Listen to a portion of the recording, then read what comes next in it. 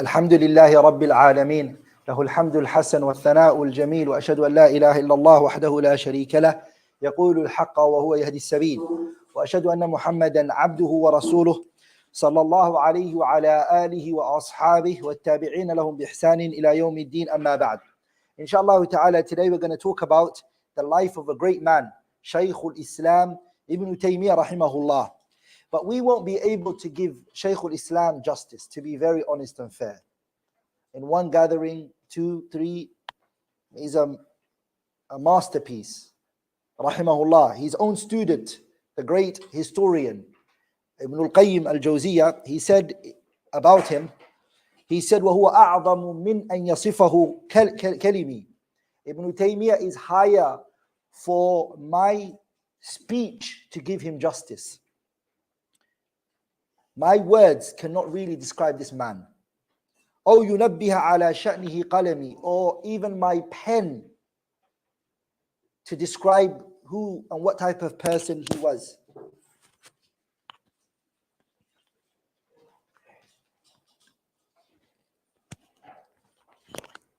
And as we shed some light on his life, you're going to agree with this, inshallah ta'ala. The Arabs, they say a lot, يكفي من القلادة ما أحاط بالعنق. Inshallah ta'ala, we will take what is بإذن الله الكريم appropriate from his life. Okay? So we start by saying his name, inshallah ta'ala. His name is Abu al-Abbas Taqiyuddin Ahmad ibn Abdul Halim ibn Abdul Salam ibn Abdullah ibn Abil Qasim al-Khadir. He's known as, very well known as Ibn Taymiyah. That's the name he's become known for. And also he is known as Shaykh al-Islam. He's known as what? Shaykh al-Islam. Ibn Taymiyah rahimahullah, as it was mentioned from his own student Abu Hafs al-Bazzar, he said that he was born in a place called Harran. Ibn Taymiyah was born in a place called what? He was born in Harran when it was the 10th of Rabi' al-Awwal. That's when he was born. And he was born when the year was Ihda wa Sittina wa Sittimi'ah. He was born 661 Hijriya. And he stayed in that place, Harran, for 10 years. And then his parents, they moved him from Harran to a place called Dimashq. Dimashq. And the reason why they took him to Dimashq was because the Tatar, inshallah ta'ala, if we get time, we're going to shed some light on who they were. They were entering Harran, the place that the Shaykh was born. So his family had to run and leave Harran because they were scared of the Tatar coming in and harming them. And Shaykh al-Islam Ibn Taymiyah, okay, his father was a scholar and his granddad was even a bigger scholar. So he's from a family of knowledge. So the day they were leaving from Harran, the day that they were leaving from Harran, his father put all of the books and all of the works that they had on their riding beast, and they left. And for him, Shaykh al-Islam Ibn Taymiyah, he could already see that there were a people who were transgressive, a people who were evil. From the age of 10, he saw what type of people they were. If they're taking him and his family and all of the people of the land out of this land, it put something in the Shaykh's mind, rahimahullah. So he left Harran and he stayed in what? Dimashq. He grew up in Dimashq, rahimahullah, and he spent a good time of his life in there, rahimahullahu rahmatan wasi'a. Let's talk about some of the appearance of the Shaykh. How did he look like? The scholars, they mention the description of the Shaykh, rahimahullah, was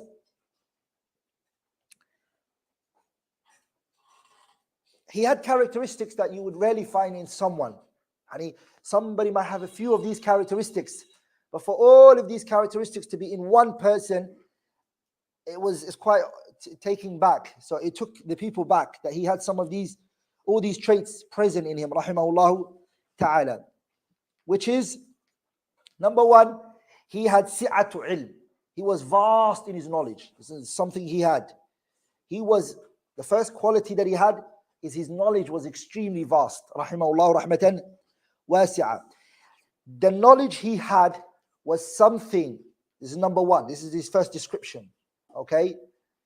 is that he was excessively knowledgeable, rahimahullah ta'ala. If you saw him, you would know that this man is talking with knowledge.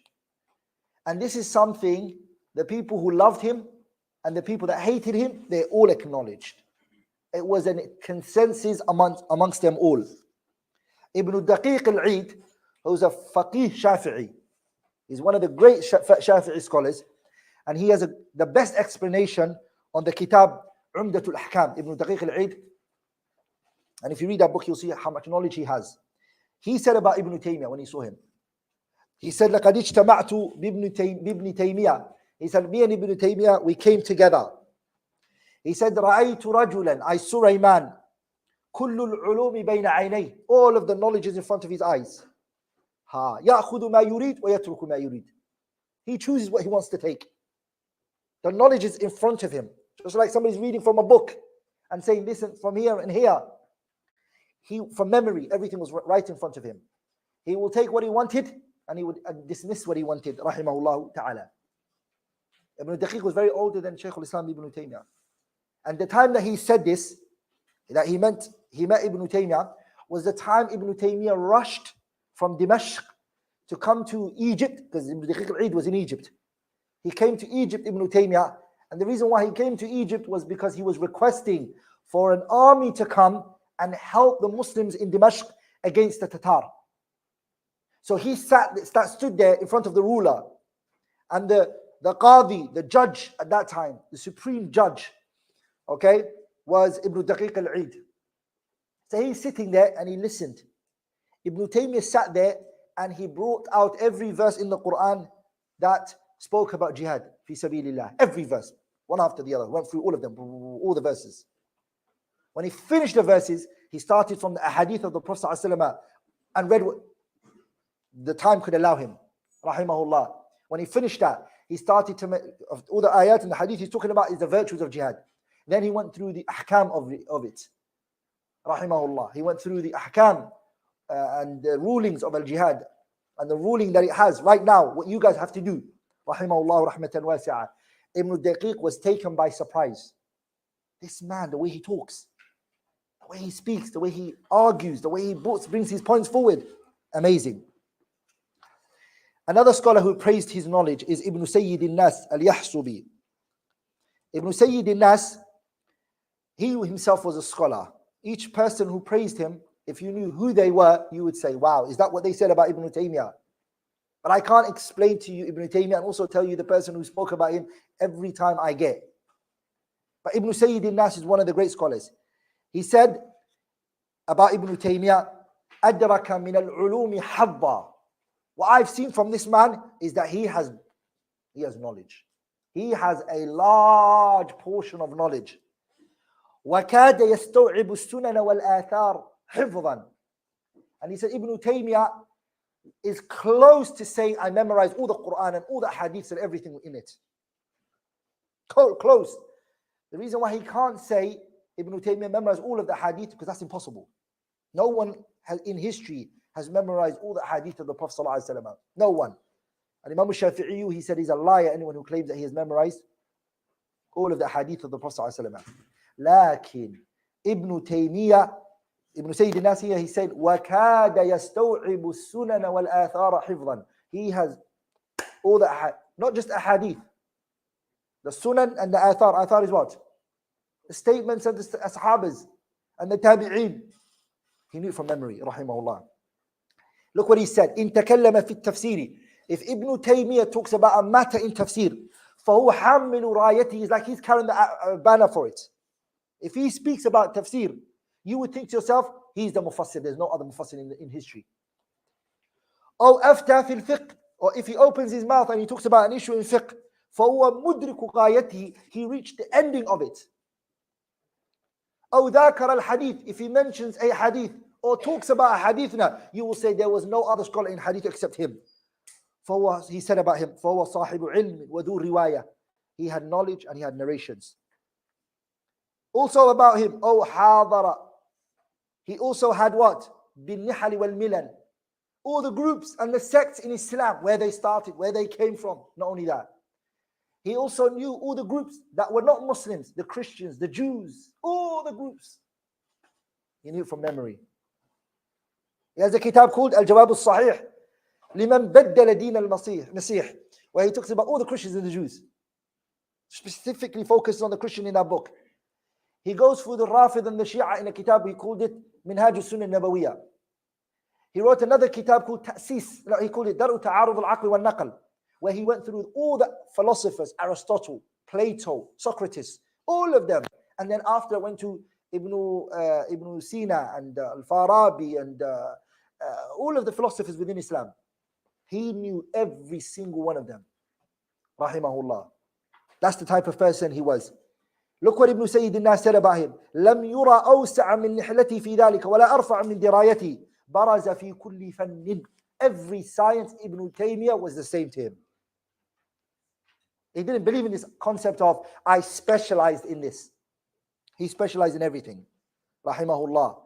برز في كل فن على أبناء جنسي. The people of his time, he wasn't living with them. He was far ahead of them. Rahimahullah. وَلَمْ تَرَ عَيْنٌ. No eyes has seen, he said, from amongst us. وَلَمْ تَرَ عَيْنٌ مَنْ رَأَى مِثْلَهُ. No one has ever seen someone like this man. وَلَا رَأَتْ عَيْنُهُ مِثْلَ نَفْسِهِ. He himself did not see someone like him. Even he hasn't seen someone like himself.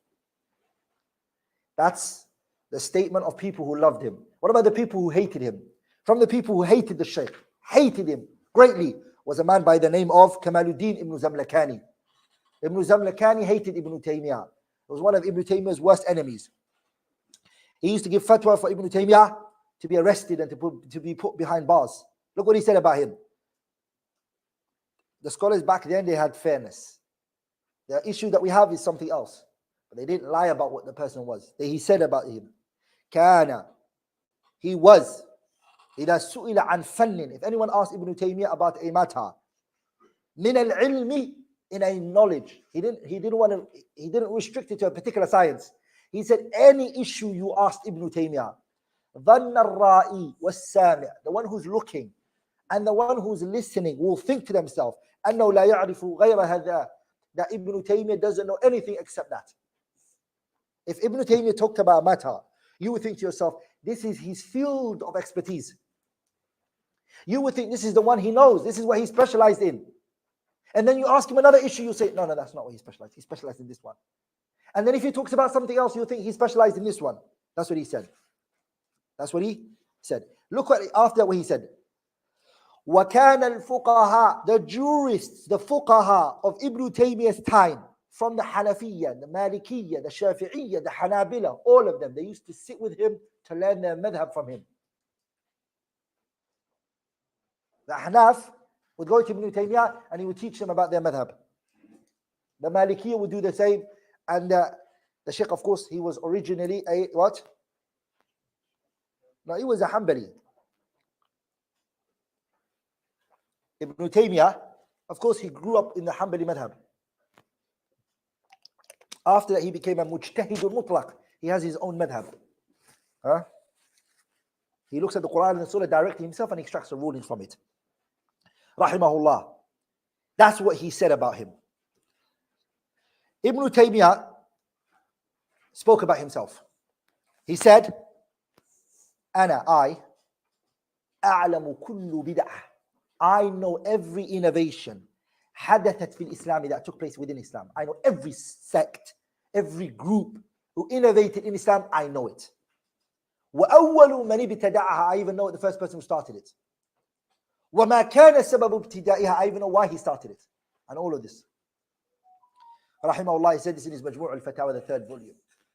The scholars, they said, you're right, you're telling the truth. They saw that in his works and his speech and what he said. Ibn al-Qayyim said about him, about Ibn Taymiyyah's knowledge, he was very generous when it came to his knowledge. Very generous. He never kept it to himself. He said, أن السائل إذا سأله عن مسألة. If anybody ever asked him about a mas'ala, Ibn Taymiyyah's tariqah was what? He'll just go. He'll just write. Ibn Taymiyyah, he was so knowledgeable, rahimahullah ta'ala, that he used to write without looking at what he just wrote. His pen would just keep going. Keep going, keep going, keep going, keep going, keep going. When he finishes the paper, he put it away. He'll just pass it on. Khalas, take it now. They said if the papers were brought back to him, he wouldn't be able to read his own handwriting. He couldn't read his own handwriting. Rahimahullah. As you know, brothers, there are books that today we take for a week, 2 weeks to study, right? He wrote it between Dhuhr and Asr. في جلسة واحدة. There's a 3-volume book. It's called Kitab al-Tis'iniyah by Ibn Taiymiyyah.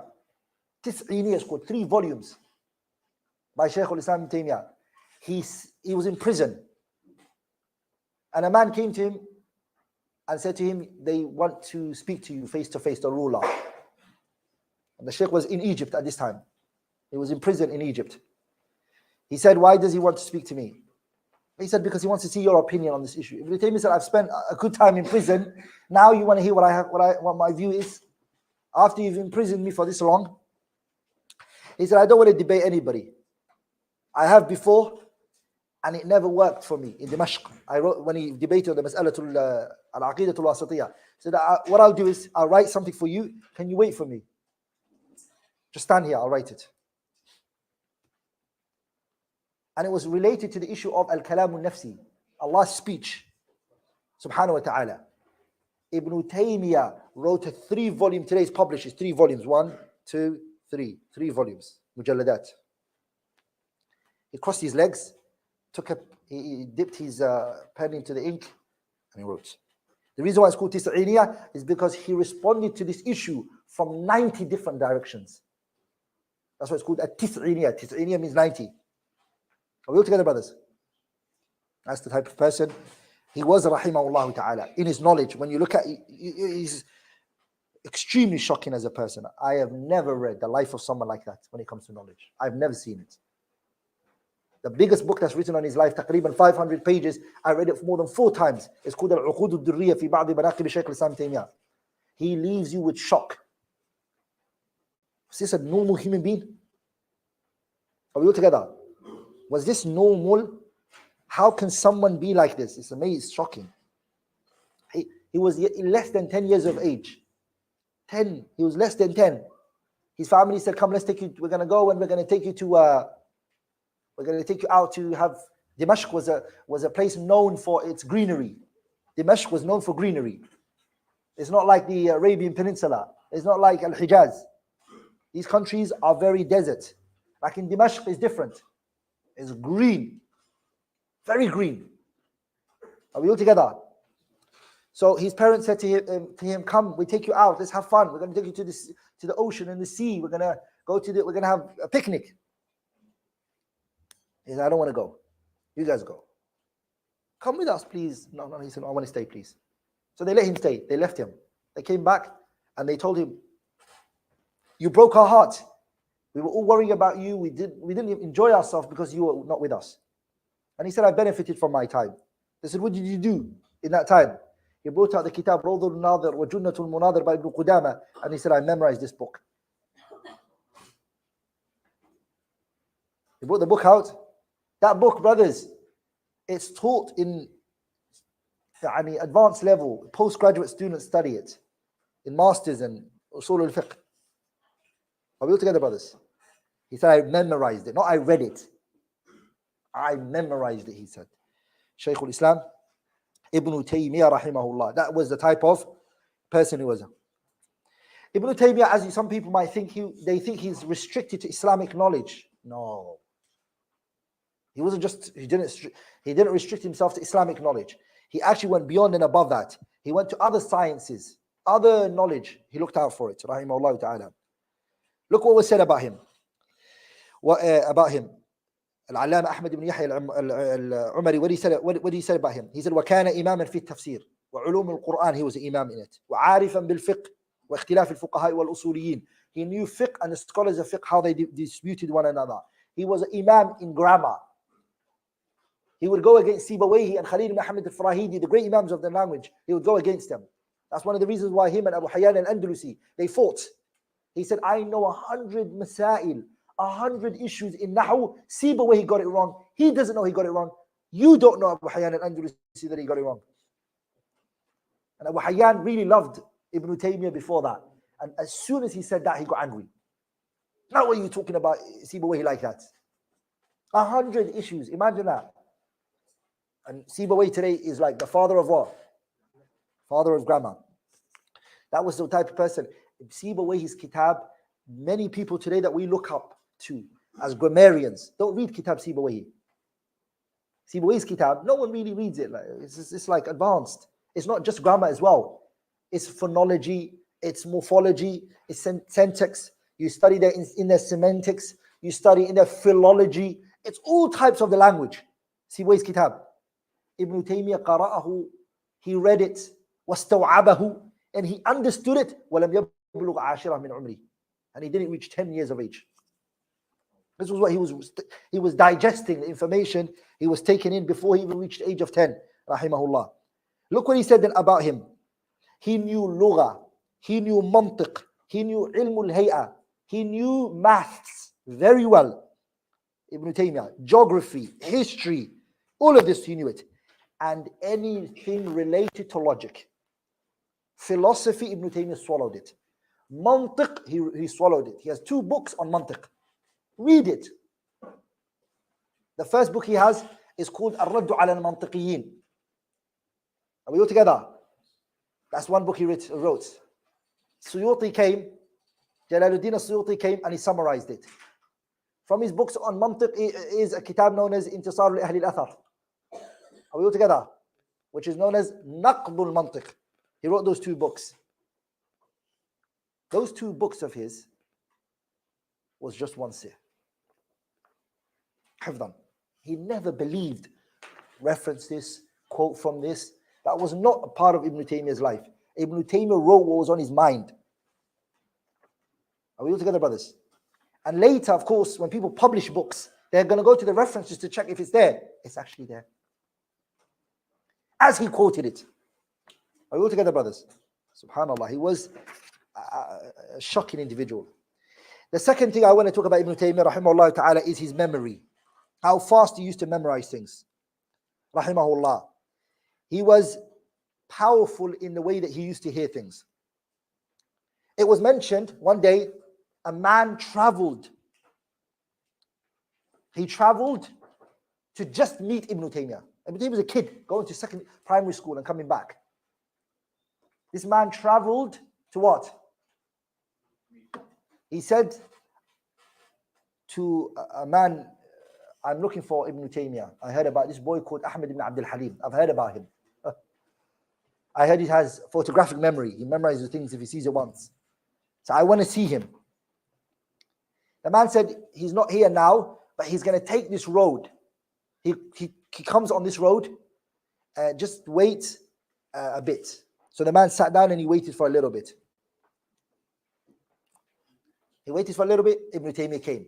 Ibn Taymiyah was carrying a log, a big log, where he writes things on. Back then, papers and pen was not the thing, right? He's a young kid. He's got his log. He's walking, and what happens is the man is told that's Ahmad ibn Abdul Halim that you were asking about, the young boy.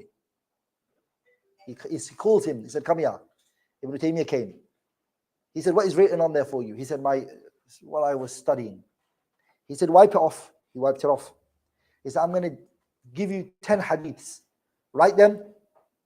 So he wrote it, Ibn Taymiyah. He said, "Look at it." Ibn Taymiyah looked at it. He said, "Wipe it off. Read it to me." He read it from memory one time.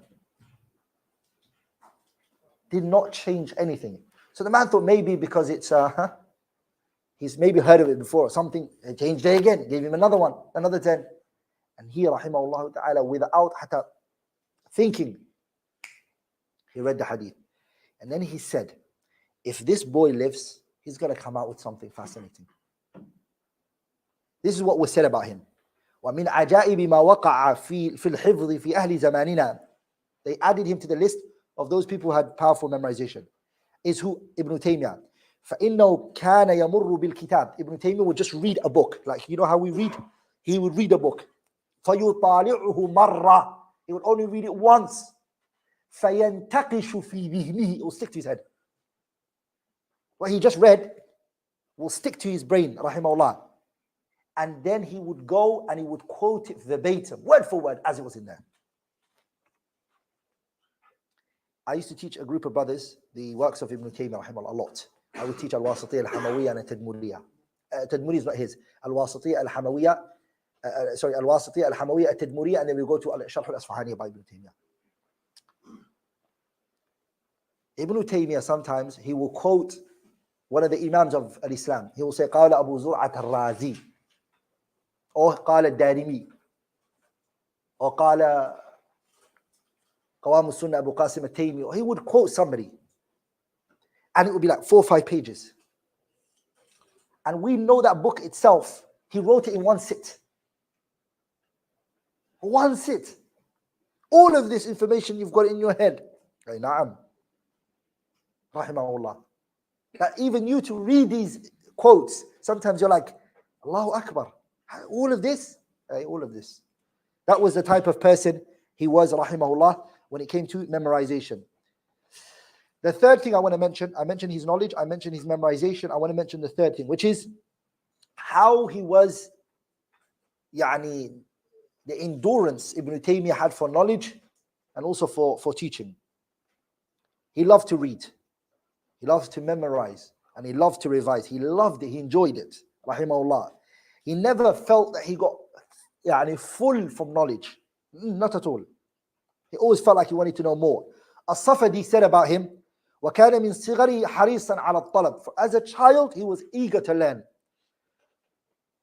He was مُجِدًّا عَلى التَّحْصِيلِ وَالدَّأَبِ وَلَا يُؤْثِرُ عَلى الْإِشْتِغَالِ لَذَّةِ. The joy that he used to get from knowledge, he believed he never got it from anywhere else. So he never ever, Ibn Taymiyyyah, never known to what? To waste his time on what? To waste his time on playing and laughing and joking. He wasn't like that, rahimahullah ta'ala.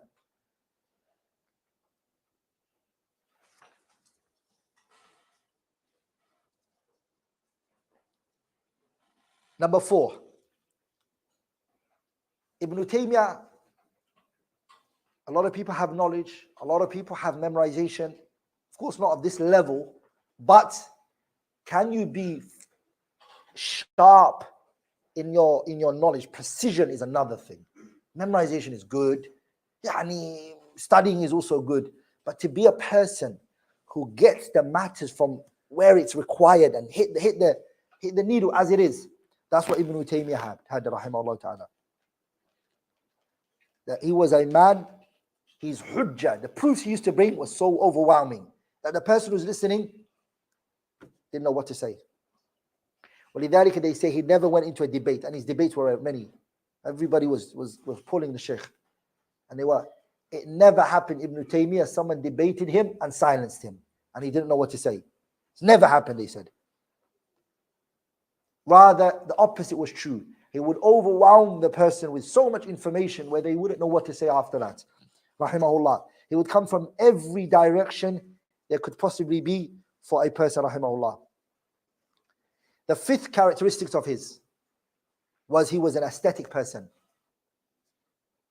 He was an aesthetic individual. The Shaykh rahimahullah was not a person who the dunya meant anything to him. He didn't run after the dunya and see it to be something. ولذلك, one of the rulers, he said to Ibn Taymiyyyah, I think you're doing all of this so you can be known, and you're doing all of this so you can get some recognition, or maybe you're looking for power. Ibn Taymiyyyah said to him, and he said, mulkuk wa mulku abika la yusawi indi fil sayn. Your kingdom and your father's kingdom and all of your kingdom is not equal to me 2 cents. It means nothing to me. He was not a person who loved leadership. Rahimahullah. Al-Dhahabi said about his generosity, وَمَا رَأَيْتُ فِي الْعَالَمِ. He said, I never saw in my life أَكْرَمَ مِنْهُ, anyone who was more generous than him. Any money that came to him, that someone bought him, he would call his students and the people he knew. He'll say, I know you're struggling. Here. Wherever he had, they all had it with him. That was a quality that he had, rahimahullah ta'ala. The Shaykh, rahimahullah, as you know, he never got married. Never. and nor did he desire to get married. His brain was preoccupied with knowledge and studying and teaching and fighting and all of that. That's what his life was full of. Number 6, the sixth quality about this great Imam is his hilm. Hilm means his forbearance. He had a high level of tolerance. And with that, he had patience, extreme patience. He would always turn a blind eye from what people would say or do to him. Rahimahullah. I'm going to mention a few times where that became apparent to the people. Najmuddin, let's just say one of his opponents, okay, a lot of the enemies of the Shaykh Rahimahullah, they complained about him because of the fatwa that he gave, because of the things that he said. And they saw that the religion and the sunnah and the tawheed was spreading through him, rahimahullah. So they would debate him. When they wouldn't win the debate, it would cause them even more frustration and more anger. They would say, who can crush this man? They wouldn't find a way to silence him, rahimahullah. So what they did was, they plotted against him to get him behind bars. To put him what? Behind bars. Ibn Taiymiyyah, whenever they would debate him, majority of the times was issues related to Aqidah. So he would put under his armpits the letters of Al-Aqidah al-Wasatiyah. He would carry it with him. And he would go to places. And he would say, this is my Aqidah. Just read it and let's debate on that. Because the Shaykh, look at this, so sad. The Shaykh, they weren't able to debate him. They weren't able to argue with him. So what they did was they lied about him. They used to make up books and tribute to him. Imagine that level of animosity. They would write something and they would say, this is what he wrote. And that would be taken to the courts and then he would be held account to it. And a lot of the times he would look. If you look at the beginning of his Kitab at-Tis'iniyah, he mentions that. He says, I never wrote this. Who wrote this? Wallahi ana ma katabtu. I've never written this. I've never said these words. They've never come out from me. And he said, and he used to say, if I believed something, I would never lie about it. I would say I believe it. So he got arrested, rahimahullah. And when he got put behind bars, of course, the days change. Not every day is your day. So what happened was, the ruler of this time changed. When a ruler takes out another ruler, he hates the previous ruler and anybody who's with him, right? So the people that were with the previous rulers become what? The most wanted. And the people who were against the previous system was against become what? Heroes. So Ibn Taiymiyyah got taken out of prison. The ruler brought him out. They said that the ruler actually went down to Ibn Taymiyyah's prison and brought him out. Said, come out. You're not going to stay here. He said, what do you want me to do with the guys who put you behind bars? What do you think I should do? How should I deal with them? From them is a man by the name of Ibn Makhluf al-Maliki. Ibn Makhluf al-Maliki said, اقتل ابن تيمية ودمه على عنقي. Kill Ibn Taymiyyah and his blood, I will speak for you guys the day of judgment. He gave that fatwa. يعني Ibn Taymiyyah's blood, حلا وحرما, where if he's found in the Kaaba or outside the Kaaba, kill him, he said. So when he came out, the fatwa was still there. But the fatwa got taken down. By who? By the new ruler. So the ruler wanted Ibn Taymiyyah to give him fatwa, and he wanted to destroy them all. Ibn Taymiyyah realized that what he says is going to give this ruler justification to kill other Muslims. So he, rahimahullah, when he was asked about this issue, he said, no, not at all. I do not allow that for any Muslim to be killed because of me. I do not permit that. I have forgiven all of them. Are we all together?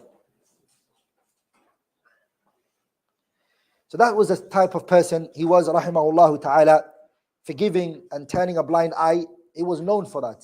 It's not a matter, there's many mawaqif, I won't go through all of them, but the Shaykh rahimahullah was like that.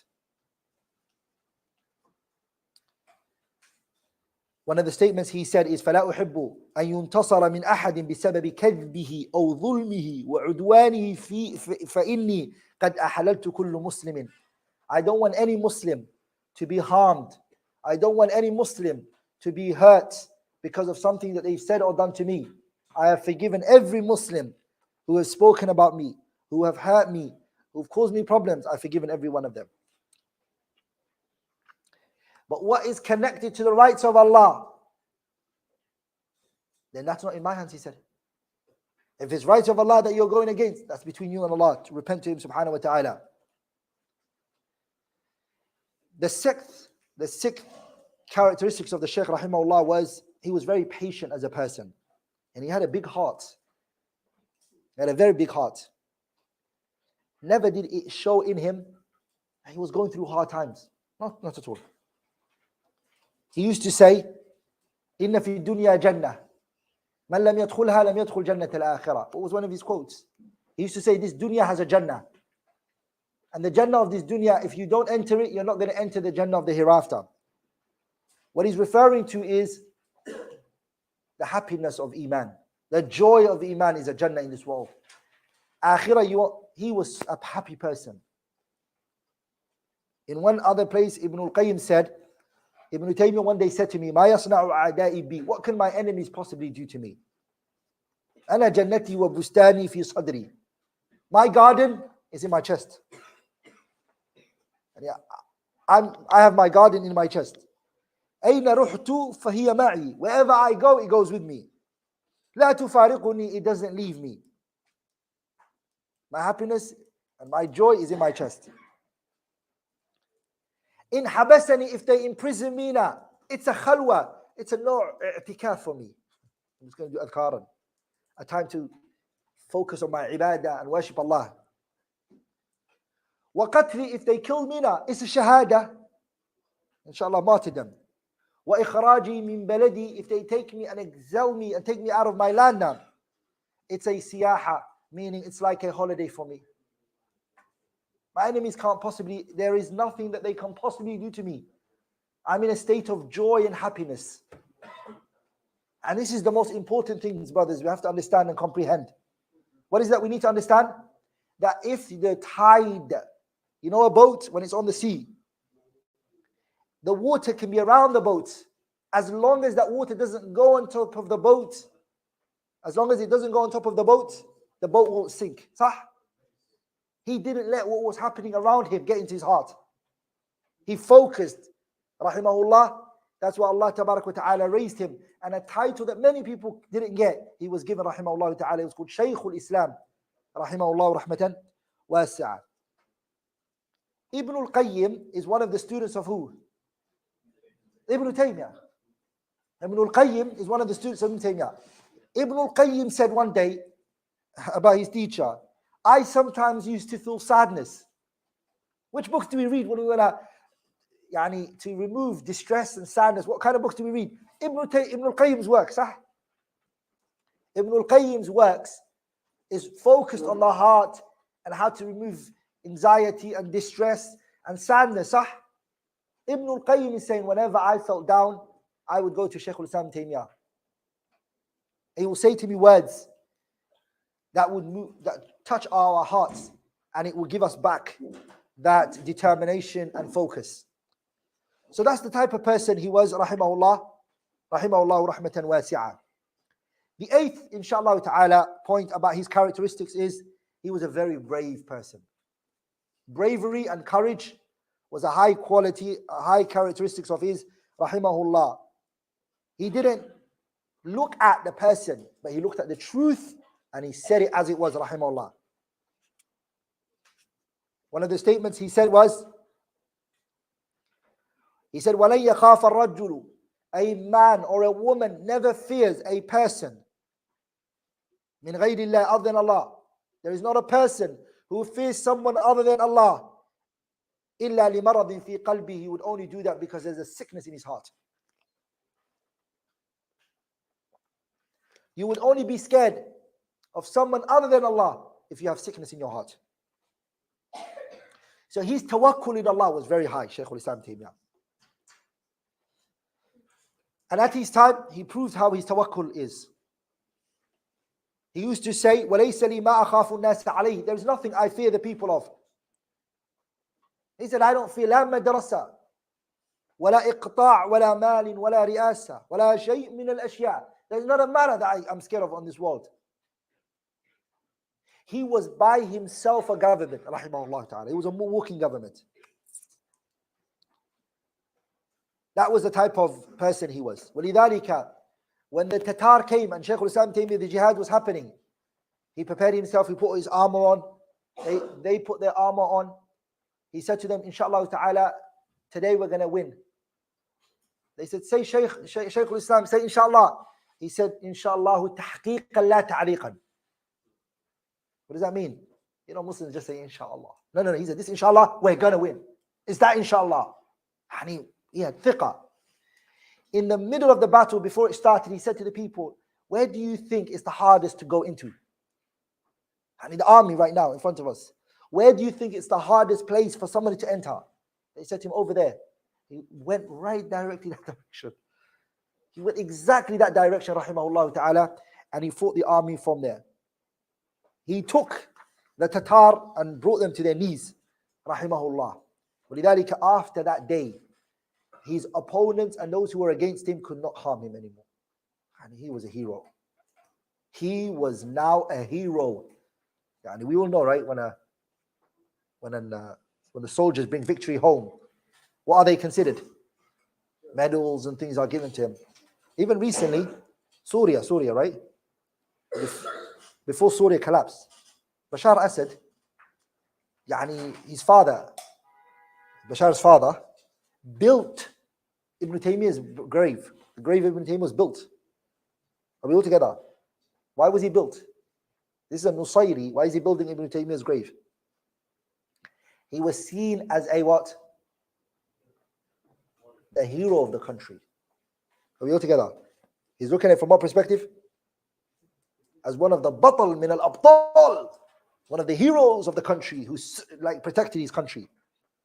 Are we all together, brothers? So he was a hero, rahimahullah ta'ala, in terms of his bravery. Rahimahullah rahmatan wasi'ah. Tawadu'uh. The ninth characteristics of the Shaykh rahimahullah is humility. He was a very humble individual. Shaykh al-Islam was an extremely humble person. Tawadu' was apparent on him. Very humble. He never saw himself to be something or something great. Al-Hafidh Abu Hafs al-Bazzar, he said, وَاللَّهِ مَا رَأَيْتُ. He said, by Allah, I never saw anyone like him in tawadu', humility. And I never heard of anyone like that. He said, Ibn al-Qayyim, I saw Ibn Taymiyah so many times scuffle on the earth. Like scuffle on the earth. And say, Ya mu'allima Dawood, alimni wa ya mufahim Sulaymanu fahimni. Whenever a matter would be hard on him, he would humble himself and he would say, Ya mu'allima Dawood, alimni wa ya mufahim Sulaymanu fahimni. And then he said that the issue would open up for me. And he would go and he would speak about it. He said about himself, Wallahi, inni al-ana ujaddidu islami. Every time I renew my Islam. Kulla waqt. Every opportunity. وَمَا أَسْلَمْتُ بَعْدَ إِسْلَامًا جَيِّدًا. I have not embraced a proper Islam yet. That's what he said. And one of his poetry that he wrote, rahimahullah, with his own hand, is أَنَا الْفَقِيرُ إِلَى رَبِّ الْبَرِيَّاتِ. صح? What did he say? أَنَا الْفَقِيرُ. I am faqir, in need. I am miskeen. He said, أَنَا الْفَقِيرُ إِلَى رَبِّ الْبَرِيَّاتِ أَنَا الْمَسْكِينُ فِي مَجْمُوعِ حَالَاتِي. In all of my situations, I'm what? In all of my situations, I'm what? He said, in all my situations, I'm a miskeen. Rahimahullah. Those are the 9 qualities that I mentioned of Shaykh al-Islam Ibn Taiymiyyah as a person. Who can remember what were the 9? Yeah, who can repeat the 9 characteristics we mentioned of Shaykh al-Islam Taymiyah? Hey, number 1. His vast knowledge. What was number? Hey, number 1. Ibn Taymiyyah's knowledge, was it vast? Yes. Okay. Who acknowledged Ibn Taymiyyah's knowledge? Those who were with him and those who were against him. Can anyone mention someone who was against him that said he was a scholar? Kamaluddin what? Kamaluddin. Well, Kamaluddin what? Ibn Zamalkani, rahimahullah, sah. He admitted it. Hey, what else did we mention from his... we mentioned here. Si'at ilmihi. Hey, what was the second we mentioned? Hey? We mentioned his Jamil, barakallahu feek. We mentioned quwwatu hifdhihi, his memorization was strong.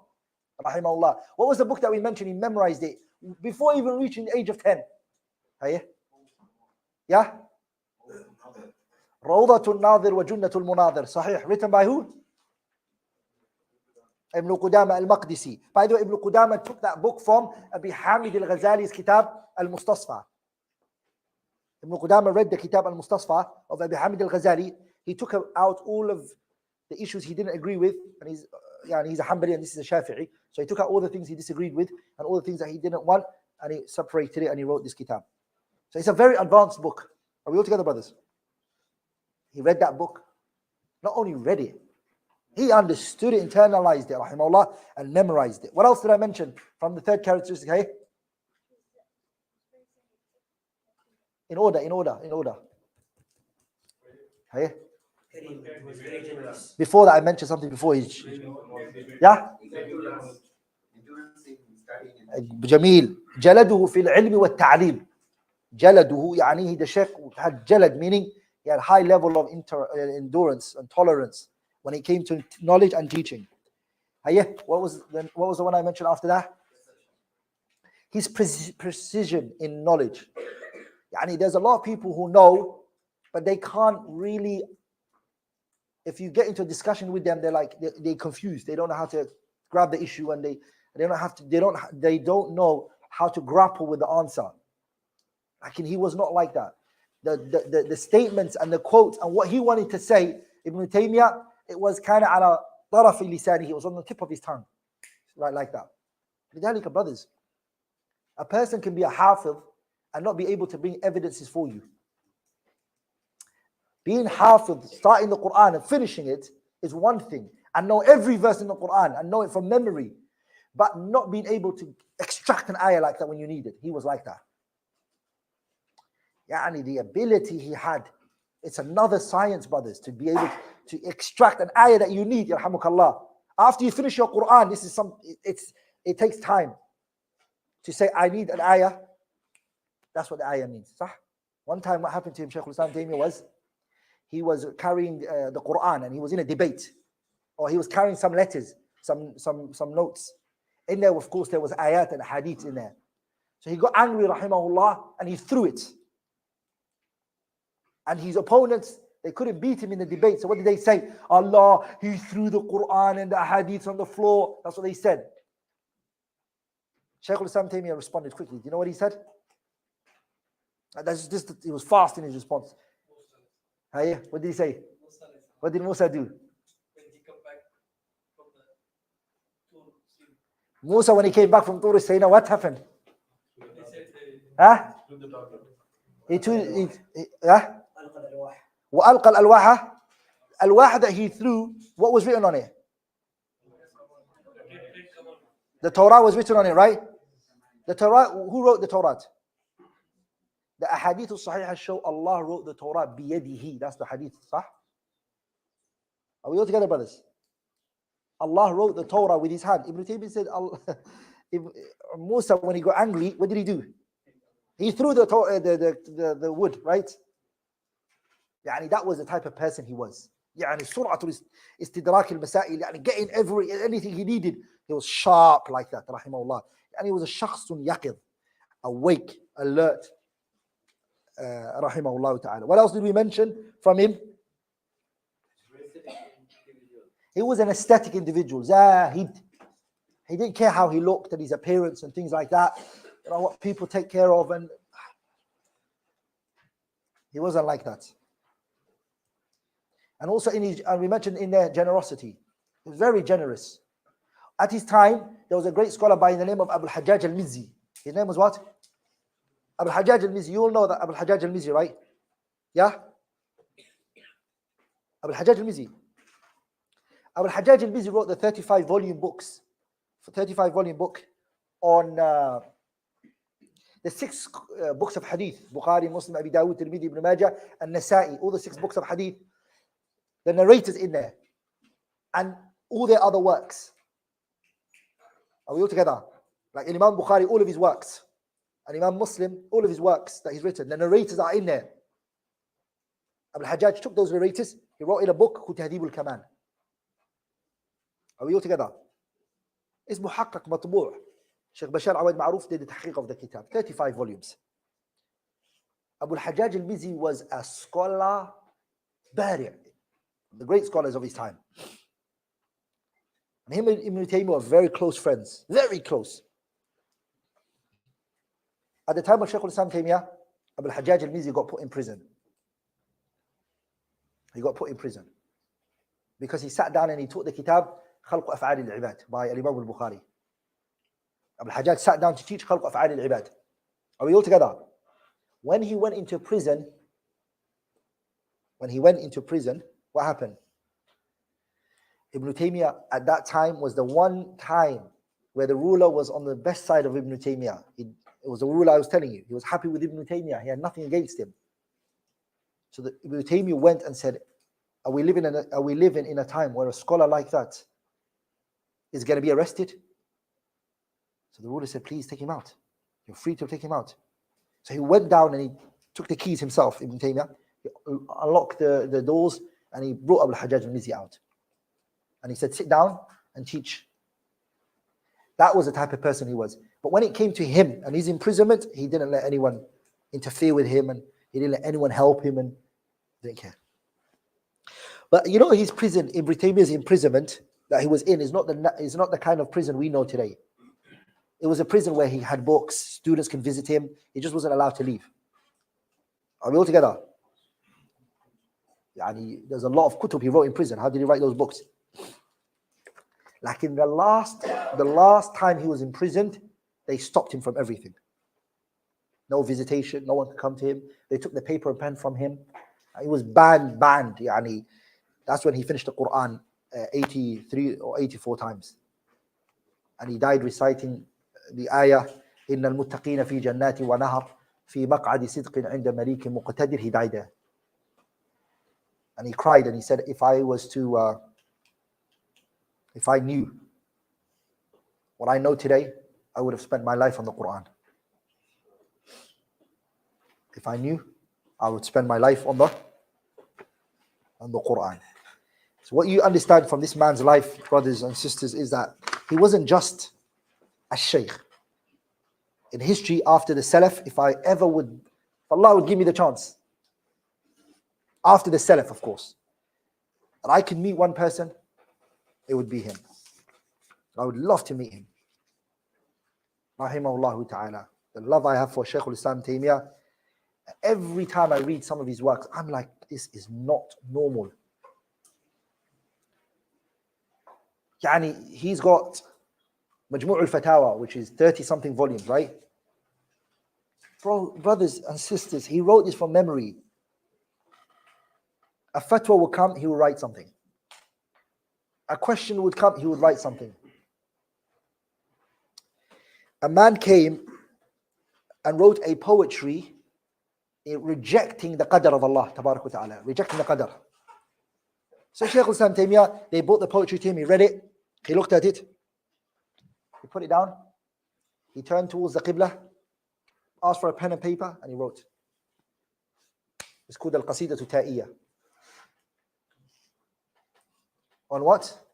In Qadr. The explanation is about 500 pages, تقريبا. on what he said. Are we all together, brothers? He was made. Some of the scholars, they said, the way Allah mentioned in the Quran, وَلَقَدْ آتَيْنَا دَاوُودَ مِنَّا فَضْلًا يَا جِبَالُ أَوِّبِي مَعَهُ وَالطَّيْرَ وَأَلَنَّا لَهُ الْحَدِيدِ. The way Allah mentioned that He made the metal soft for Dawood alayhi salam, Allah made knowledge soft for Shaykh al-Islam Taymiyah. The way he got the evidences and the knowledge, it was extremely soft for him, rahimahullah rahmatan wasi'ah. Ibn Taymiyah died. The fitna that started after his death was far greater than even his life, the fitna he went through.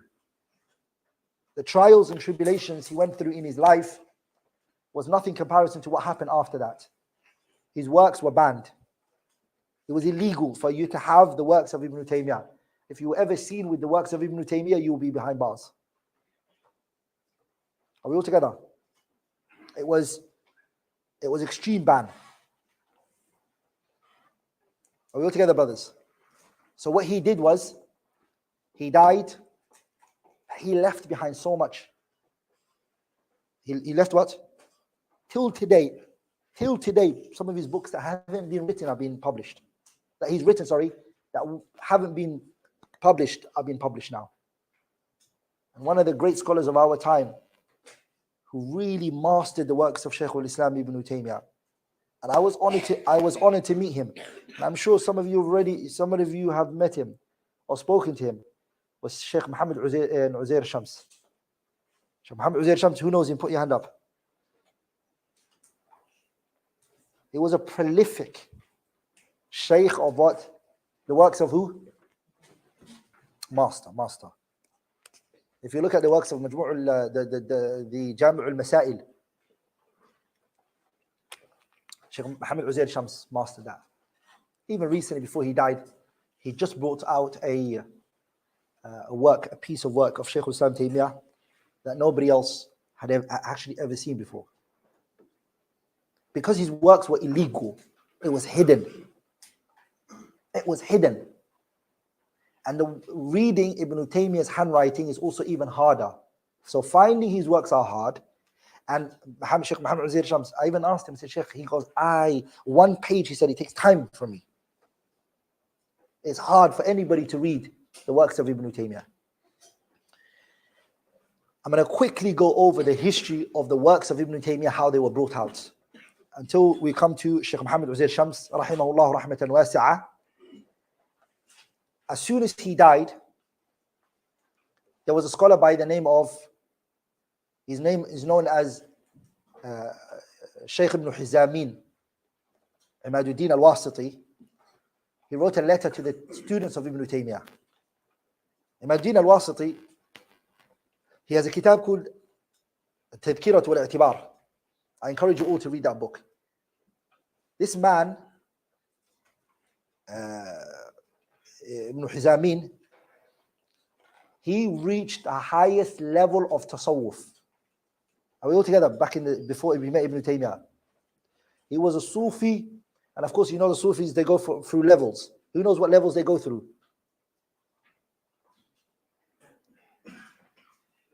They got names, titles, like you get. Yeah? Yeah? Abdal is one here. Aqtab here. Imaduddin al-Wasiti reached that highest level. Was there one of the Aqtab. He met Ibn Taymiyyah. He said, hey, how? As you know, Ibn Taymiyyah, he had a debate with a group known as Rafi'is, who believed, they used to lie to the people. They used to pretend to be, they used to pretend that they were awliya of Allah tabarak wa ta'ala. So what they used to do was, they used to say that the fire can't burn us. So they would go through the fire, and they would walk through the fire, and then people see that, Allahu Akbar, and of course people follow that stuff. They like that, they believe it. Allah, you wali min awliya. They will prostrate to him.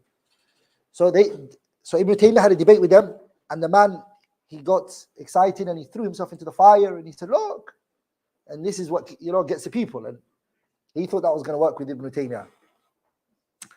Ibn Taymiyah said, come here, come here. Stand here. He asked for vinegar to be brought. They used to put this stuff on. He said, bring vinegar. Put that vinegar on. Wipe it over yourself. Both of us are going to put our hands into the fire. Let's see. This man knows if he puts the vinegar on, the dun and everything that was on his hand is going to go. So he goes, no. Yani, the Shaykh was like that. Hatta in any angle they tried to debate with him, he would always beat them. So what he did was, from there, he took a lot of their people from the Sufiya away from them. And from the people he did was this great Imam. That's why I say brothers. Ahmaduddin al-Wasiti, Shaykh ibn Hizamin, they call him. You have to read his works. Because he went through tasawwuf, when he learned the Sunnah and Tawheed and Aqidah properly with Shaykh al-Islam Taymiyah, he combined between the heart softening according to the Kitab and the Sunnah. That's why his works are very good for the heart. As you know, Ibn al-Qayyim was the same, right? Ibn al-Qayyim, before he met Ibn Taymiyah, was on tasawwuf. Hey, naam. Ibn al-Qayyim was upon tasawwuf. Who took him out of it? Yani he mentions it in his kitab. He mentions in his kitab Al-Kafiyatu Shafiyah. Yani Ibn al-Qayyim, advising the people. Yani wallahi brothers, I'm a sincere advisor to you. No, Qasidatul Mimiyya, not his Kafiyatu Shafiyah. في الانتصار للفرقة الناجية. He has a قصيدة called قصيدة الميمية, Ibn al-Qayyim. In there, it's sad poetry. He says, like, people, I'm speaking to you from my heart. I'm going to tell you about a scholar who changed my life and will change all of your lives. A scholar from Harran. And he then describes Ibn Taymiyah, Ibn al-Qayyim. Before this, I was mentioning something. Yeah, so when he died, rahimahullah ta'ala, Ibn Hizamiyin, Shaykh al-Hizamiyin, he wrote a letter to the students of Ibn Taymiyah. Are we all together, brothers? I'm going to speak about this after the break, inshallah ta'ala. You guys have 5 minutes break. No. How long is the break for? 10 minutes, inshallah ta'ala. And after 10 minutes, we're going to resume, inshallah ta'ala.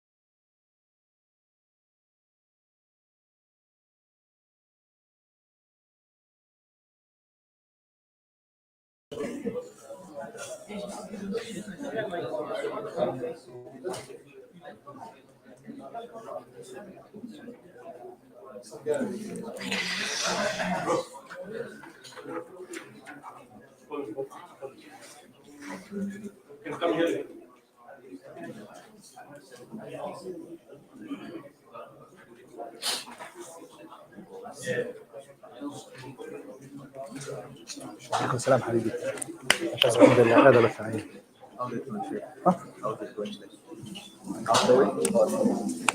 More than half, inshallah. Yeah. So just take people's question, inshallah. After a while. What time is it meant to finish? 9:40. But normally, what time did it say that was finished? 9:30. It was finished 9:30. Yeah, 35 minutes. Yeah, 35 minutes.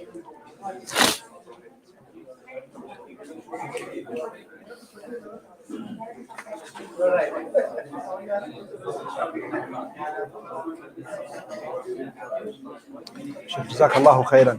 بارك الله فيك. عمر ها؟ عبد الغني ما شاء الله.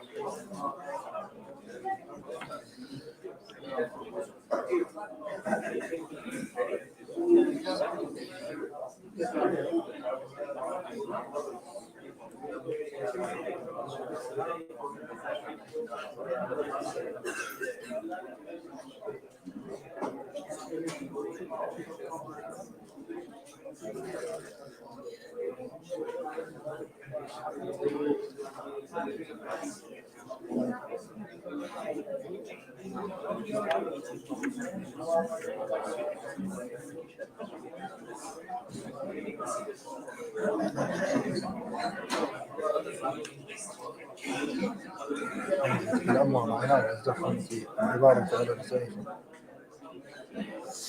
هيا شو صح؟ Yeah.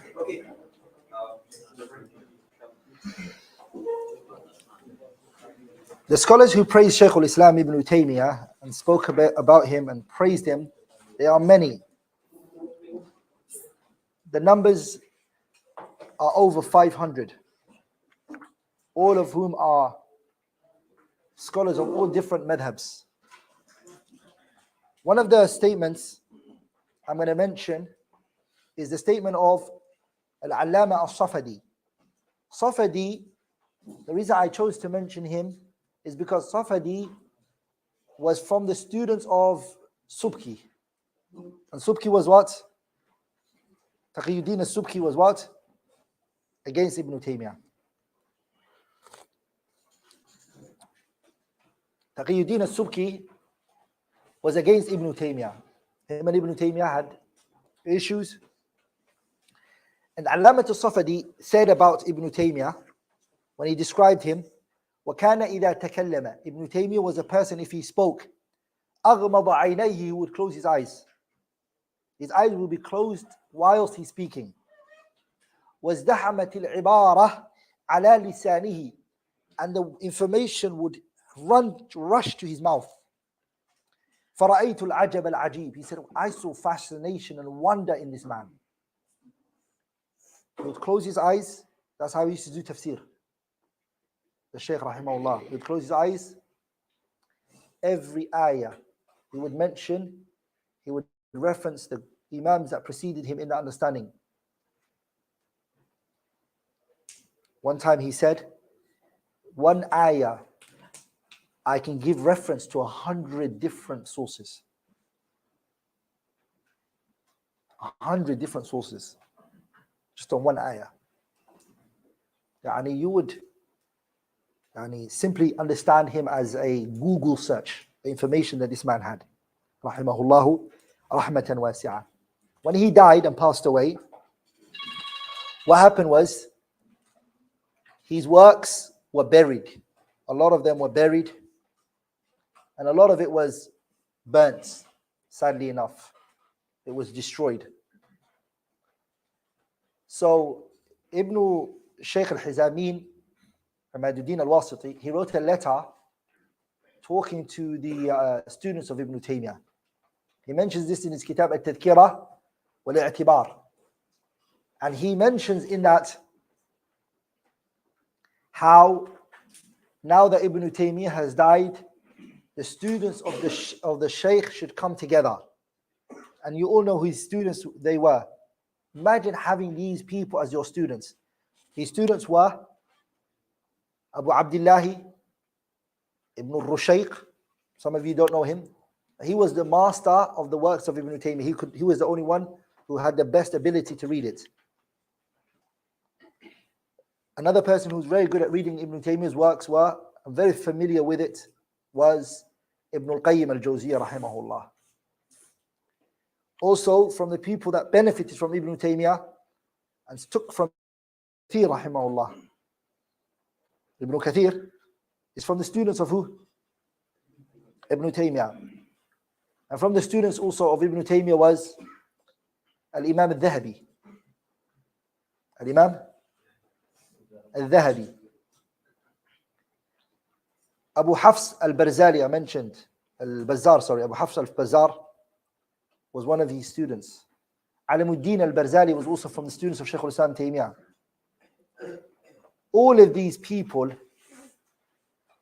are today considered the giants of Islamic history. He was a university who produced the biggest giants we know of. Ibn Kathir is the one who wrote Al-Bidayah wa Nihaya. You know why we call it Bidayah wa Nihaya? He started from the first creation Allah created, and he took it to until the last person goes to Jannah and the last person goes to Hellfire. So, Ibn Kathir is a mufassir. His tafsir, we all know it, right? Tafsir Ibn Kathir. He has a kitab called Ikhtisar Ulum al-Hadith, Mustalah al-Hadith. He's a faqih, imam. But what madhab was he from? He was a Shafi'i. Ibn Taymiyyah's students wasn't Hanbali, like they were all madhabs. Dhahabi's madhab, what's your madhab? Shafi'i. Imam Dhahabi is a what? Shafi'i. Fuqaha al-Ahnaf. From them, one of the great scholars of the Hanafi madhab is Ibn Abil Izz al-Hanafi, who explained the Sharh Aqid Tahawiyah. And to understand the weight of the works of Ibn Taymiyah, the Kitab al-Aqid Tahawiyah, the Sharh is written by who? Is Ibn Abil Izz al-Hanafi, right? Ibn Abil Izz al-Hanafi, his whole entire book is reference from Ibn Taymiyah and Ibn al-Qayyim. That's what the whole book. Are we all together, brothers? The whole kitab, Sharh Ibn Abil Izz al-Hanafi on Sharh Aqid Tahawiyah is what? Ibn Taymiyah and who? Ibn al-Qayyim.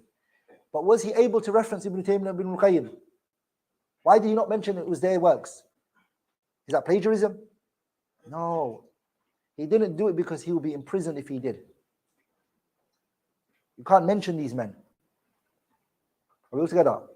It's illegal. So he just had to take their quotes and not reference them. So Abu Abdullah ibn Rushayq, Ibn al-Qayyim, they tried to save as much as they could from the works of Ibn Taymiyah. They protected as much as they could. They copied a lot of that which they could. Students were given to take it, write it, keep it. Don't and hide it. Until Allah subhanahu wa ta'ala, He brought out giants after that, who came out to work on the works of Shaykh al-Islam Ibn Taymiyah and bring it out into the light. From them is Jamaluddin al-Qasimi from Sham, Muhammad Rashid Rida from Egypt, Muhammad Rashad Salim. By the way, Muhammad Rashad Salim, he did haqiqat of many of the works of Shaykh al-Islam Taymiyah, and he graduated from it was either Oxford or Cambridge University. He was an Egyptian sheikh. He served the works of Ibn Taymiyah.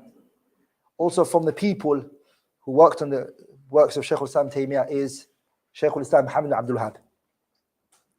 And the entire madrasa of Muhammad Abdul Wahab, they took on the works of who? Shaykh al-Islam Taymiyah. From Iraq, Muhammad Shukri al-Alusi, rahimahullah. He worked on the works of Shaykh al-Islam Taymiyah, rahimahullah. Shaykh Muhammad Nasiruddin al-Albani, rahimahullah. Shaykh Abdul Aziz ibn Baz, Shaykh ibn Uthaymeen, and all of these great scholars, they endorsed the works until organization that was run by Al-Allama Bakr ibn Abdullah Abu Zayd. Shaykh Bakr Abu Zayd started the biggest movement to revive the works of Shaykh al-Islam Ibn Taymiyah. And he worked towards it. And it started with him. And of course he died and it wasn't finished. It was working on the works of a few great Imams. From them was Ibn Taymiyah, Ibn al-Qayyim, and Muhammad al-Amin al-Shanqiti, and Abdulrahman Yahya al-Muallimi. And they all got published by a publication called Dar Alim al-Fawaid. Dar Alim al-Fawaid took on it with the Isharaf of Shaykh Bakr Abu Zayd. A few people were the muhaqqiqeen of the works. A few people were selected to work on the works. From them is Shaykh Ali al-Imran, Shaykh Muhammad Uzair Shams was one of the members, Abdulrahman Hassan Qaid, Muhammad Jamil al-Islahi, I think. A few of them stood up to work on the mu'allafat of Shaykh. The biggest of them, of course, who had the biggest hand in it, who did the haqiq of the majority of the books, was Shaykh Muhammad Uzair Shams. Shaykh Muhammad Uzair Shams single-handedly really done one of the biggest works. He's a scholar from India, rahimahullah, and he spent a good portion of his life on the works of Shaykh al-Islam Ibn Taymiyah. Daqiq, books that no one thought that even Ibn Taymiyah wrote were brought out to the world, and people saw it for the first time. Like we didn't even know this book existed. Dar Alim Fawaid published it. Dar Alim Fawaid was financially supported by the owner of Bank Al-Rajihi Bank, Sheikh Salih Al-Rajihi. He was the one who used to do tamwil of the project. But then the project got removed from his wealth, and the Dar Alim Fawaid ended. Dar Alim Fawaid ended. So what happened was, two big publication companies came together called Dar Ibn Hazm and Ata'atul Ilm. They came together, combined efforts, and they again republished some of the works, because the books they finish, right? The people take it, they finish it. They need people to give it life, keep going. Or if 100 years goes by, the books are not found, and the people who own it are not giving it out. So there has to be a pumping machine that pumps the books all the time. So Ata'atul Ilm and Dar Ibn Hazm seem to be publishing it. Every now and then it finishes from the market, but alhamdulillah, I heard that they're going to bring it all out again. From the first of them to the last, they're going to bring. That being said, Shaykh al-Islam Taymiyah, no one can really tell you what he's written. His books are too many. There are thousands and thousands of works. He never consulted people when he wrote. So he would write quickly, and that would be taken by another person. As you know, his works, they were restricted. His works were from particular lands. People would ask him questions. Someone would come from Wasit, and they would ask him a question, and it would be called Aqidatul Wasitiyah, Aqidatul Hamawiyah from Hama, Aqidatul Tadmuriyah from Tadmur, Aqidatul Madaniyah from Medina. People would ask him questions, and he would answer those questions, and it would be named after the city. That person might take it for themselves. Are we all together? But Allah subhanahu wa ta'ala, the thing is, you all have to understand is, who thought that his works would become like this? You rarely find a book, whether they like him or not, he's quoted in there. He's inside that book. Somewhere, where? Somewhere. Whether it be non-Muslim or Muslim, it doesn't matter. Are we all together? And one of the best actually, to be honest, biographies that were done on Ibn Taymiyah's life in the English language is done by a non-Muslim. His name's called John Hoover. There's two places I feel like he did a mistake on, but the rest of the book, John Hoover was just and fair in the way he wrote Ibn Taymiyyah's life. He's a non-Muslim. Ibn Taymiyyah caught the attention of the Orientalists, the Christian missionaries, there's Jews, everyone.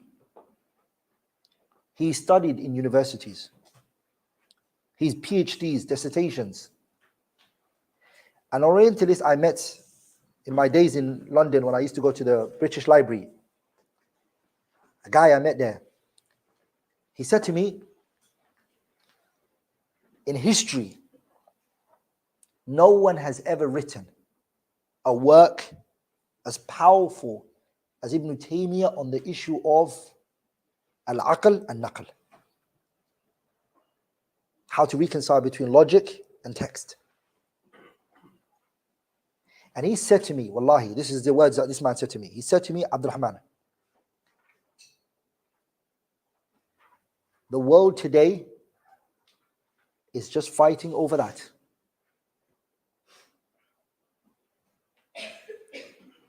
The concept Ibn Taymiyyah was talking about then is what the arguments today are. Separate the government from religion, right? All of these isms that you're hearing.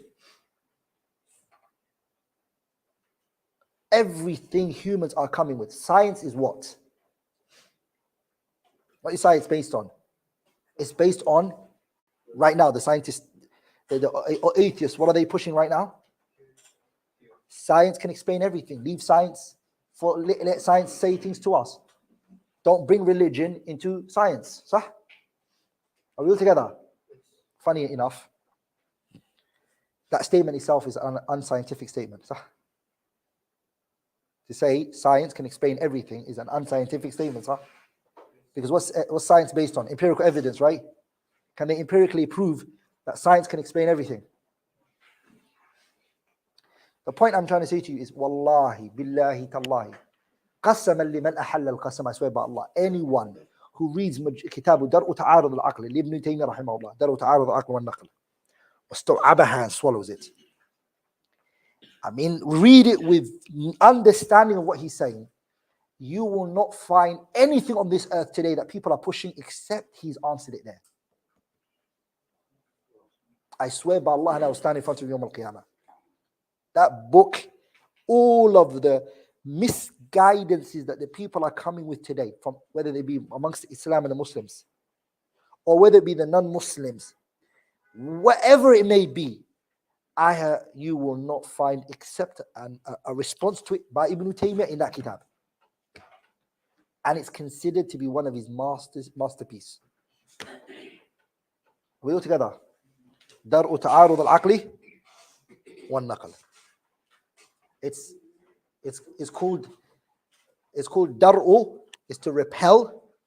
He called it Dar'u Ta'arud al-Aqli wal-Naql. It's about 17 volumes. It's about 17 volumes. What does he talk about there? Only one thing. Only one point he's focusing on, this.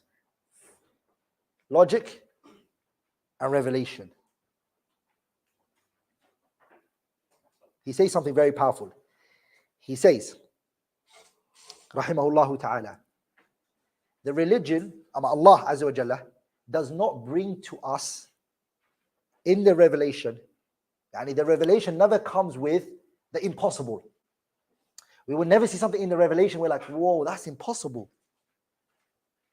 But the revelation might bring what may confuse our minds, but not impossible. He divides it into mahalatul uqul and maharatul uqul. Are you all together? There might be something you might scratch your head and say, but it's not impossible. And that scratch that you're scratching your head, you're like, I don't understand this. It's subjective. It's to you maybe. Because there are external factors that are causing you to feel this way. Maybe the society and the environment, the people you've grown up with is why you're thinking like this. Does that make sense? He put down something phenomenal. He said, rahimahullah, in that book, the text, the Quran and the Sunnah, and logic, if you think when you come to it, they go against each other, it's one of the following reasons. Either the text is weak, and somebody told you of a weak narration. If you research the hadith, you're going to find it's a weak hadith. Or you are mentally deficient. And it doesn't, it's not, this is not to everybody else, it's just to you. Are we all together? Does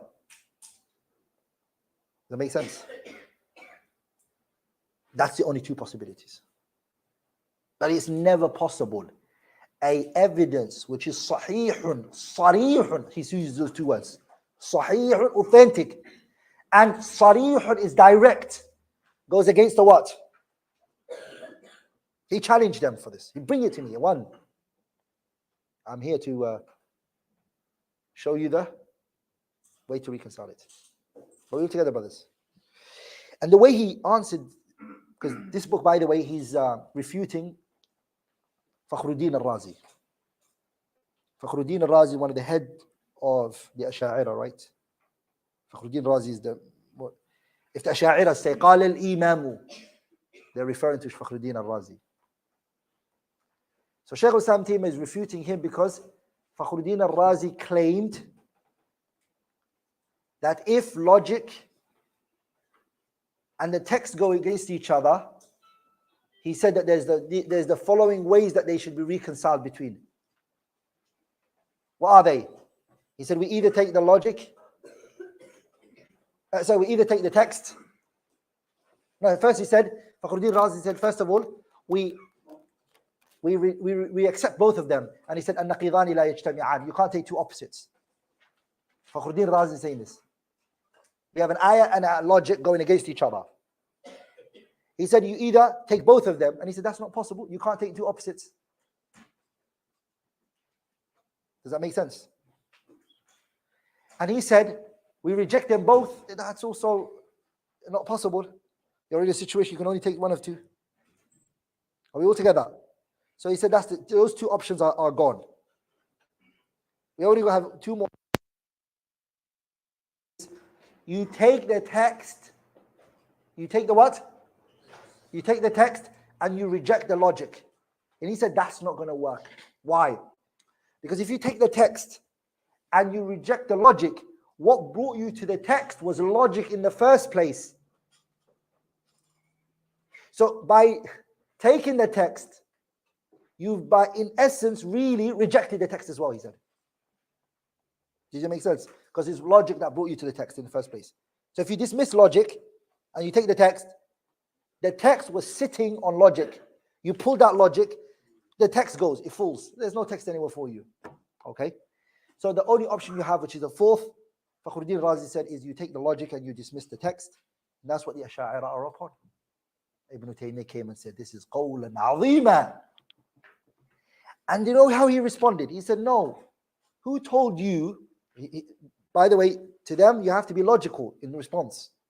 He said, who told you that if logic brought me to something and then I suspend logic for a bit and take text over it, that means in essence that I have what? Rejected logic.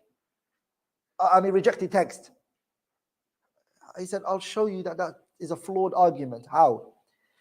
He said, let's say you wanted to go to a doctor. You had an illness and you wanted a doctor.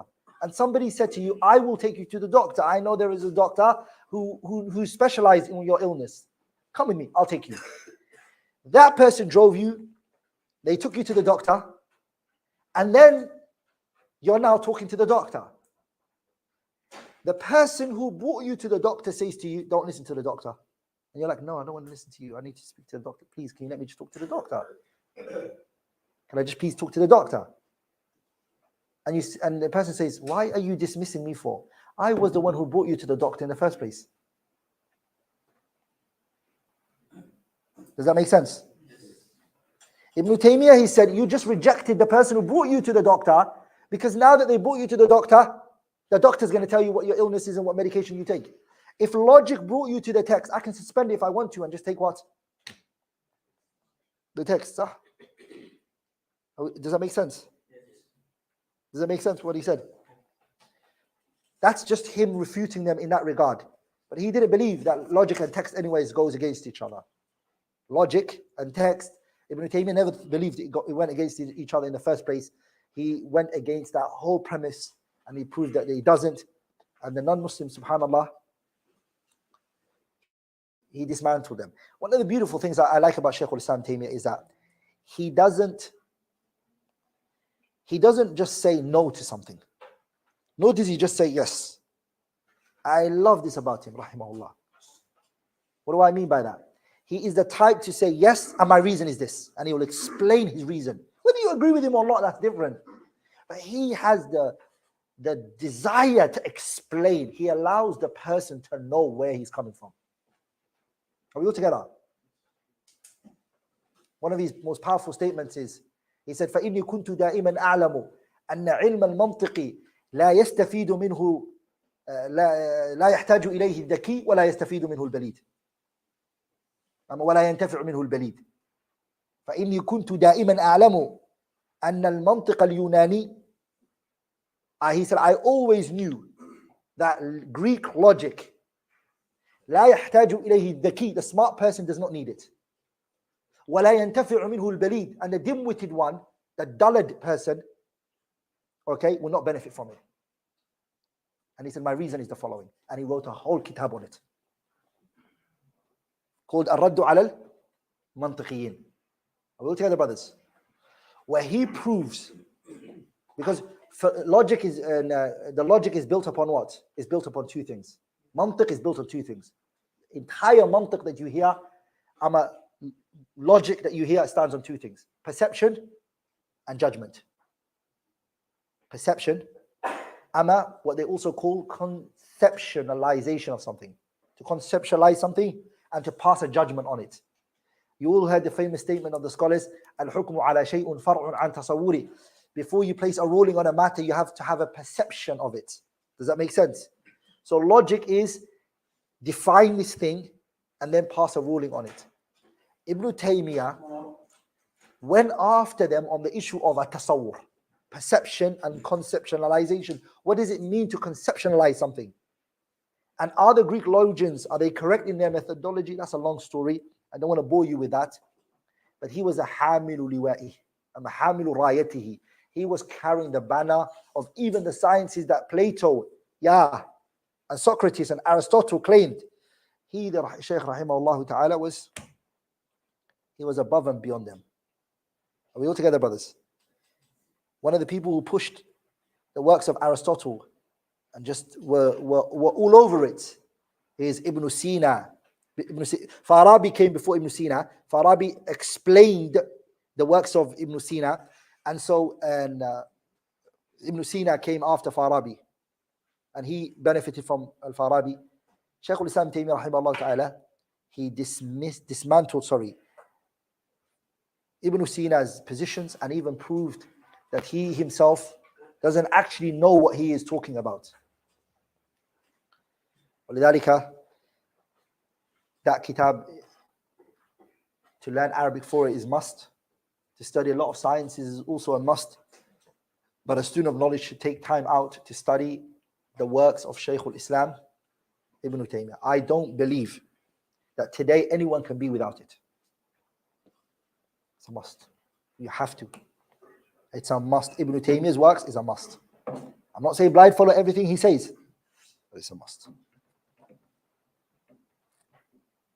There's two men that occupy the world, and today's ideologies, they stand on these two men.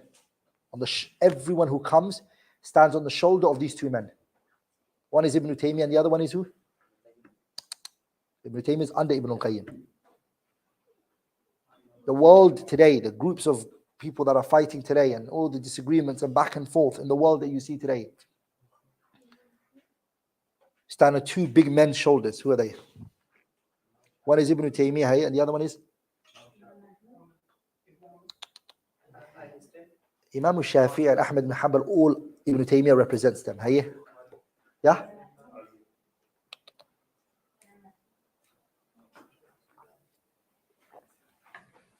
Come on.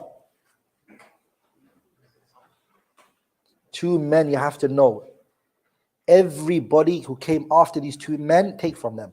Either you are either going to be this way, Ibn Taymiyah, and we all know where you're going to end. Or you take this path and we know where you're going to end. It is Abu Hamid al-Ghazali. Those are the two men. You take Abu Hamid al-Ghazali's path, you become an Ash'ari, Sufi. You take this path, you're a Sunni Salafi. So these two men have to be studied. The impact that Ibn Taymiyyah had on the world, Abu Hamid al-Ghazali had that as well. With all honesty. And that's why you see Ibn Taymiyyah's refutations were very solid against who? Abu Hamid al-Ghazali. Does that make sense? But today, when you look at the Sunnis today, one of these two groups, صح? The Asha'ira and the Sufis, Abu Hamid, صح? The Salafis, Ahlul Hadith, what did they say? Ibn Taymiyyah, صح? ولذلك الشيخ محمد رشاد سالم, Sheikh Muhammad Rashad Salim, who specialized in the works of Ibn Taymiyyah that I mentioned to you guys, he's written a book called, what did he call it? You can find it online. It's, I don't remember the name of the book. Muhammad Rashad Salim. It's basically between Ibn Taymiyyah and Abu Hamid al-Ghazali. He writes, this is what Ibn Taymiyyah was, and this is what Abu Hamid al-Ghazali is. Yeah? Muhammad al-Ghazali was yesterday. Muhammad al-Ghazali was yesterday, meaning he was recent. Yesterday is a figurative speech. I don't mean yesterday. He's recent. We're talking about Abu Hamid al-Ghazali. You know Abu Hamid al-Ghazali, right? Yeah? Yeah? The author of the kitab, Ihya Ulumuddin, he has Ihya Ulumuddin. He has a kitab called Al-Qistas al-Mustaqim. He has a kitab called Al-Munqidh min al-Dalala. He has another kitab called Tahafut al-Falasifa.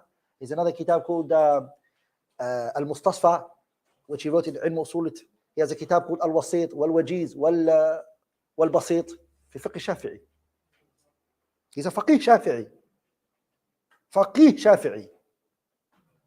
What did the poet say? هذب المذهب حبر. Hey, what's the poetry?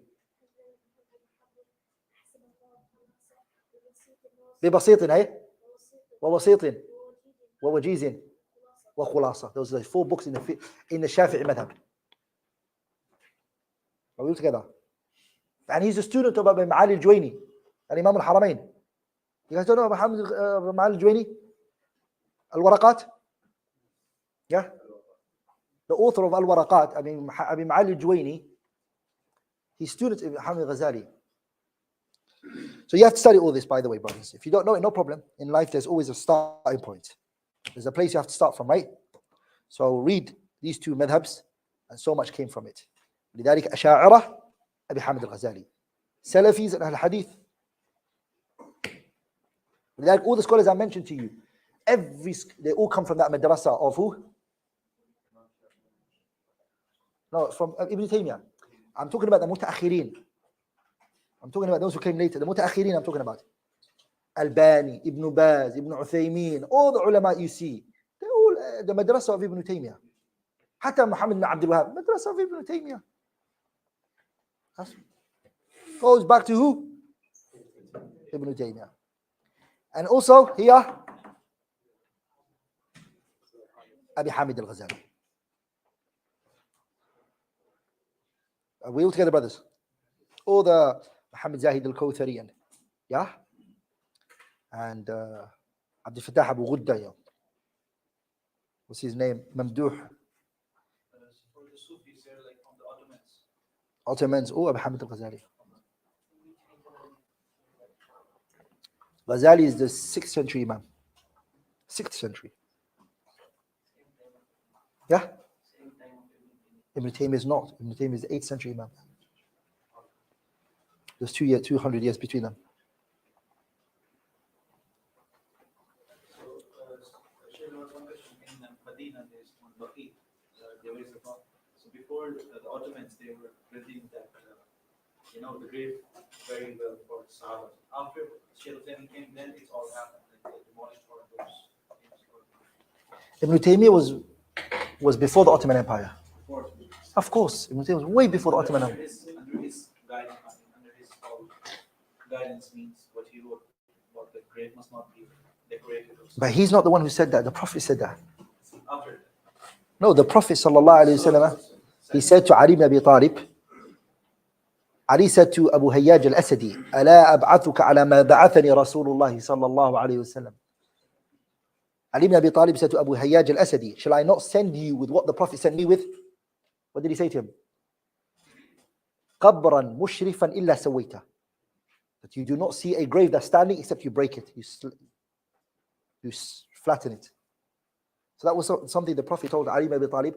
Ali told Abu Hayyaj al-Asadi. This is something the Prophet ﷺ, 5 days before he died, what did he say? لَعَنَ اللَّهُ الْيَهُودَ وَالنَّصَارَى اتَّخَذُوا قُبُورَ أَنْبِيَاءِ مَسَاجِدِ. May Allah's curse be upon the Christians and the Jews. They took the graves of their what? Their righteous people, their people, they took it as masajids. Like, they took the concept of grave to us is a place to remember Allah subhanahu wa ta'ala, to remember the day of judgment, to remember the day that we're going to all be here. But they took it as a place to worship. And in Islam, we don't worship these people in the graves, even that we know they're greater than us. The people in Baqi'. These are noble Sahabas, radiyallahu ta'ala anhum. Naam. Allahumma ameen. Now, since you gave us a great speech regarding Ibn Taymiyyyah as well, where should a student of knowledge start his first book reading Ibn Taymiyyah's works? Ibn Taymiyyah's life, many people wrote about it. There's many works written on it. The biggest one is Al-Uqud al-Durriya fi Ba'd Manaqib Shaykh al-Islam Taymiyyah by Ibn Abdul Hadi. It's the biggest. Everyone who comes, from there. He was a student of Ibn Taymiyyah. It's called Al-Uqud al-Durriya. That's the biggest book on the life of Ibn Taymiyyah. Al-Uqud al-Durriya. But there's other books that are written on his life. Abu Hafs al-Bazzar has a kitab called Al-I'lam al-Aliyah. He's written it. Abu Hafs al-Bazzar. Also, Sheikh Bakr Abu Zayd. Remember when they started the project that I mentioned to you, Dal An Fawaid?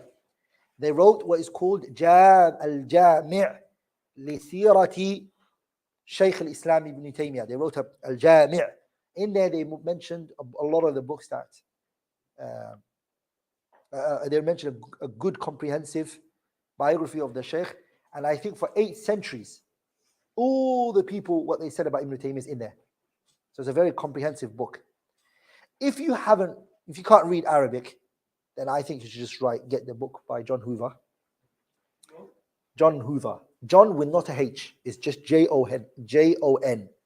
You can actually download it right now and it's online. So you don't have to buy it. What first book should I start from? The first book. As like introduction. Of his life or his works? No, his works. Al-Wasitiyah. Al-Wasitiyah. Al-Wasitiyah. Al-Wasitiyah is a must. That's where it all starts for you. We should open the door. It opens the door for you. Once you finish Al-Wasitiyah, you go for Al-Hamawiyah. Once you go for Al-Hamawiyah, you go for his Tadmuriyah. Once you go for his Tadmuriyah, you go for his Al-Asfahaniyah. Once you go for Sharh Al-Asfahaniyah, then mashallah, Allahumma barik. You now know what he's talking about. You can go everywhere. All of these are from you.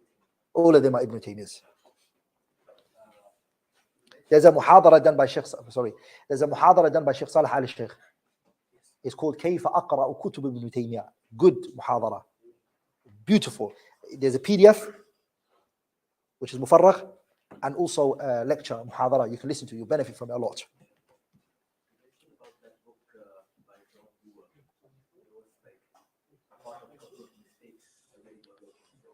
was like a two points mistakes I wrote on it. I can't remember now. But inshallah ta'ala, I want to planning inshallah ta'ala to do a lengthy series on the life of Ibn Taymiyah. Very lengthy. I'm going to do it when I go back to the UAE inshallah ta'ala, to talk about this man's life in great details inshallah ta'ala. And after that, I want to talk about every single works of his. I want to spend time explaining what this book is about, what he said in this book. Not teach the book, but really, I'm talking about over 100 videos on just him, rahimahullah ta'ala, and his works, focusing on each one, taking his Kitab al-Hamawiyah, okay, and explaining why he wrote this book, where he wrote this, what made him write it, what's the best publication for it, all of the things related to every single part after I finish his biography. Yeah? It's called Ibn Taymiyyyah or something like that, Life and Legacy or something like that. Just write John Hoover. Hoover is Jon, Hoover, Hoover. Yeah, it's only one book of Ibn Taymiyyyah. He's a non-Muslim. He teaches in the University of Nottingham in the UK, and he's specialized in Ibn Taymiyyyah. And from the Orientalist, of course, specialized for us is like, please. But like he specialized from the non-Muslim's perspective. All he does is just reads the works of Ibn Taymiyyyah. All he does is read Ibn Taymiyyah's works. Yeah, Ibn Taymiyyyah. Yeah, John Hoover. That's it. What was the conflict with the ruler for which he was banned? That's a good point. Ibn Taymiyyah wasn't a rebellious person. He's like, from his biography, with all honesty, he wasn't anti-government. He wasn't telling the people to go against the government or things like that. It's just that he had views that did not sit well with the constitution of his time. Of course, as you all know, Salahuddin al-Ayyubi, rahimahullah ta'ala, may Allah bestow his never-ending mercy onto him, when he took over Egypt after the Crusades and he destroyed them and everything, what pushed amongst the Muslims was a belief called Ash'ari belief. So it spread so much. It became the dominant view for a long time. From the time of Salahuddin al-Ayyubi, and Salahuddin being a righteous man, a great man, a man who's done a lot for Islam and the Muslims.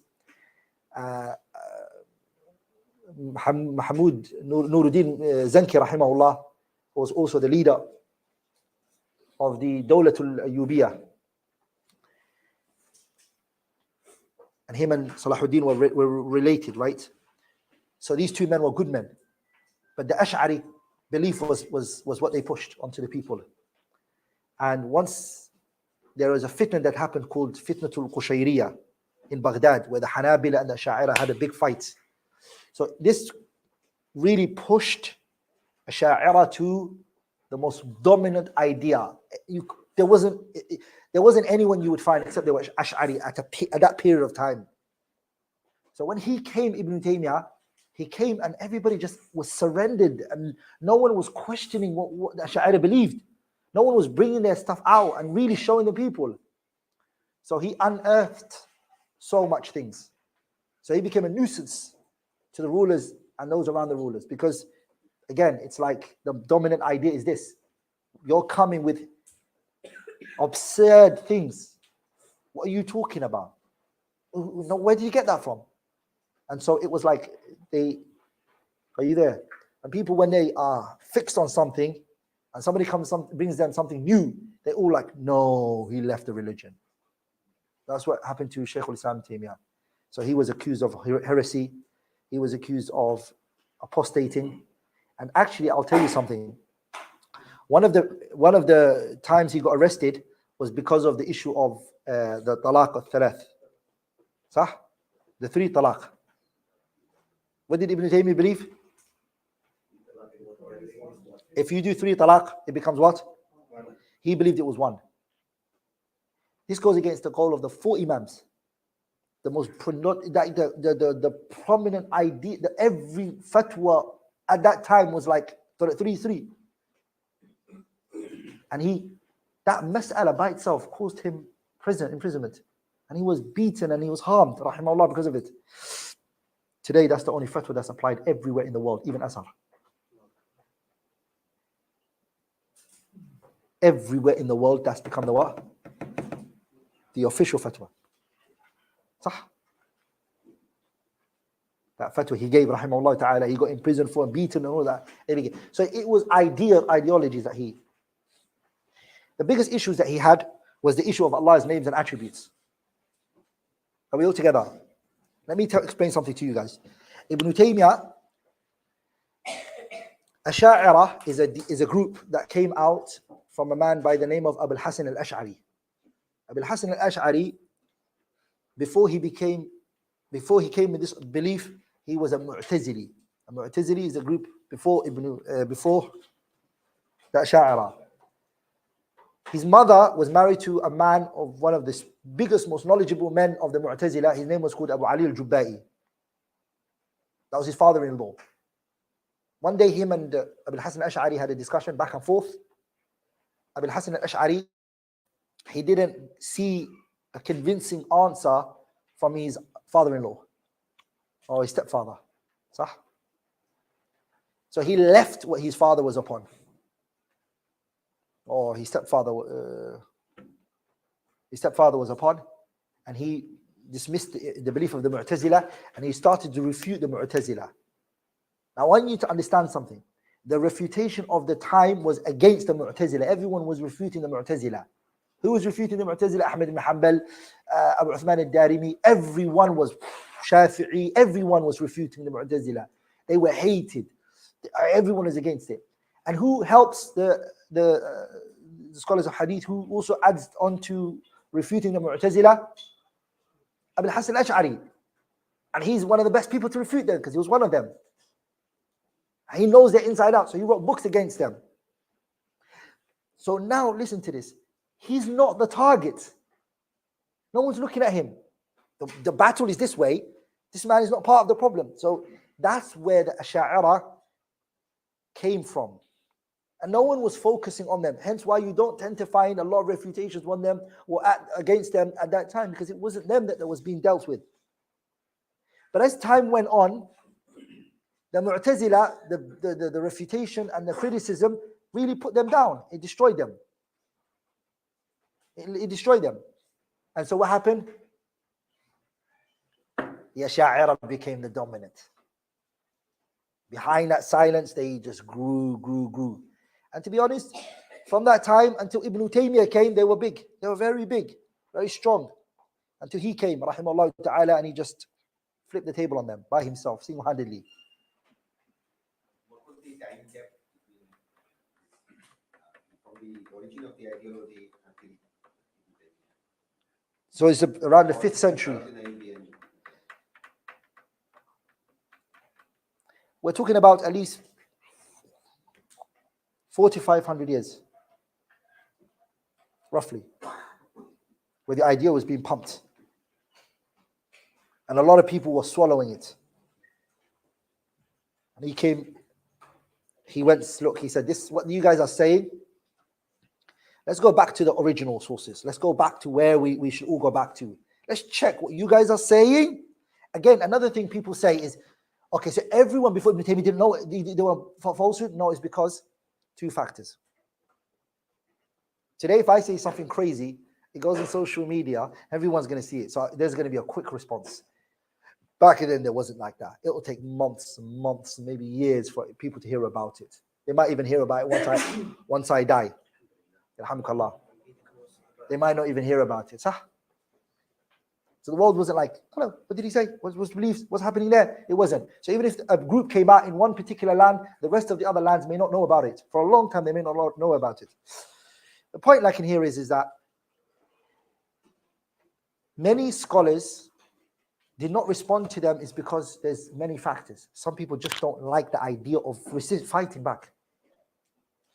Some people, they don't like that. They just like to be quiet. Let me just give my da'wah. Leave me alone. I don't want to cause, I don't want to rock the boat. People are going to start hating me. So that's what a lot of people did. He didn't have that Ibn Taymiyyyah. Ibn Taymiyyyah was direct, straight. So he took a lot of heat for it. Even the people who were with him, they didn't take that heat that he took. Who believed what he believed. They didn't take the heat that he took, rahimahullah ta'ala, for what he believed. Rahimahullah rahmatan. That's why I say, it's like Allah sent him, subhanahu wa ta'ala, to revive the sunnah that was about to wear out. And as I said, you either like him or you hate him, but you're going to come across him in your life of Islamic studies. Ibn Taymiyyah is not a figure you can ignore. You can't ignore him, rahimahullah ta'ala. Last question. You mentioned about the text of Ibn Taymiyya. A lot of them are buried or burnt. And there are hundreds, thousands of works that are still.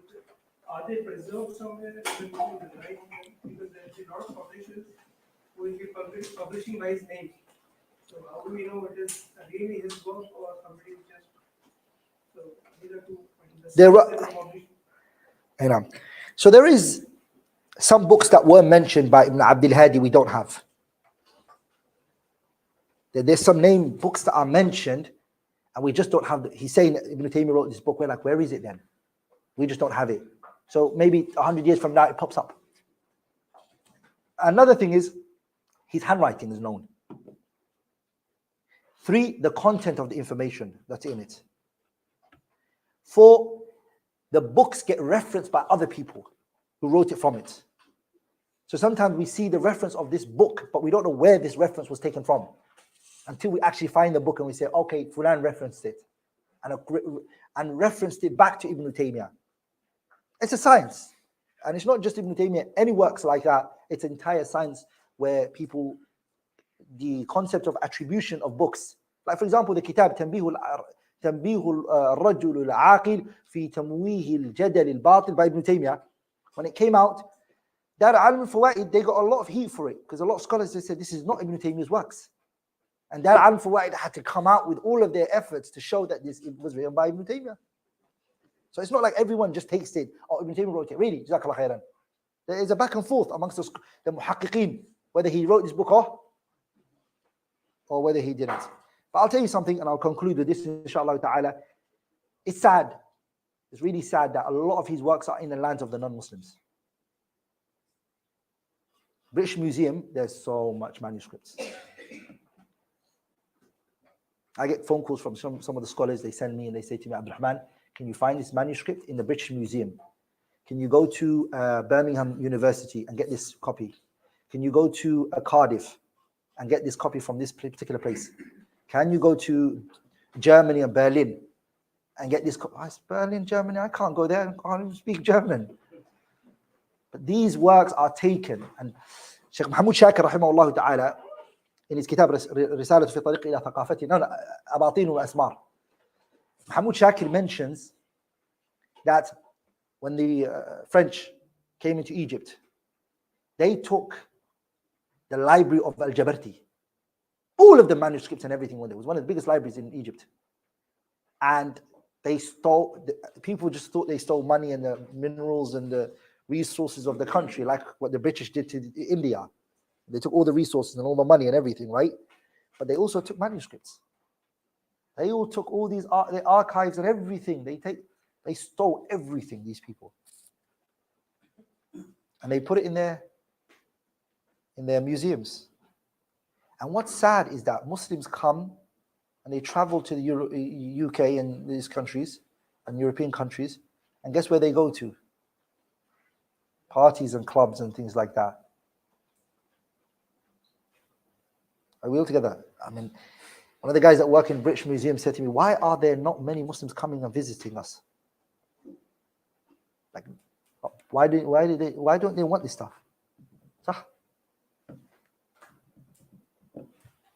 So yeah, when we go, we go to the country to see Big Ben and Eiffel Tower and London Bridge, places I've never been to. The 30 odd years of my life that I've been in the UK, places I've never been to, people come to me and say to me, have you been there? I was like, I didn't even know it existed. Muslims should understand that I never travel to a country and go on sightseeing. I just go to their libraries and books that they have. A Muslim should not busy himself with the landscape. And it's good, don't get me wrong. Okay, before you guys say to you, what about the ayah? Of course, it's good to see the landscape, but not buildings. So, not buildings. So do they allow these scholars to benefit from Of course, they want money. They took it from you because they want money. They are preserved. Oh, you're beautifully preserved. They're in glasses and they're fancy and it looks at you like that and it costs like £10,000. Yeah, it costs money. It costs a lot of money to get those works from them. One of the books that we have, Kifayatul Akhyar, which is a sharh of Kitab Mukhtasar Kifayatul Akhyar by Al-Husni. It's one of the beginner books for the sharh of Madhab Shuja', Fiqh Shafi'i. The best publication, Darul Minhaj published it. The best publication they got it from Berlin, Germany.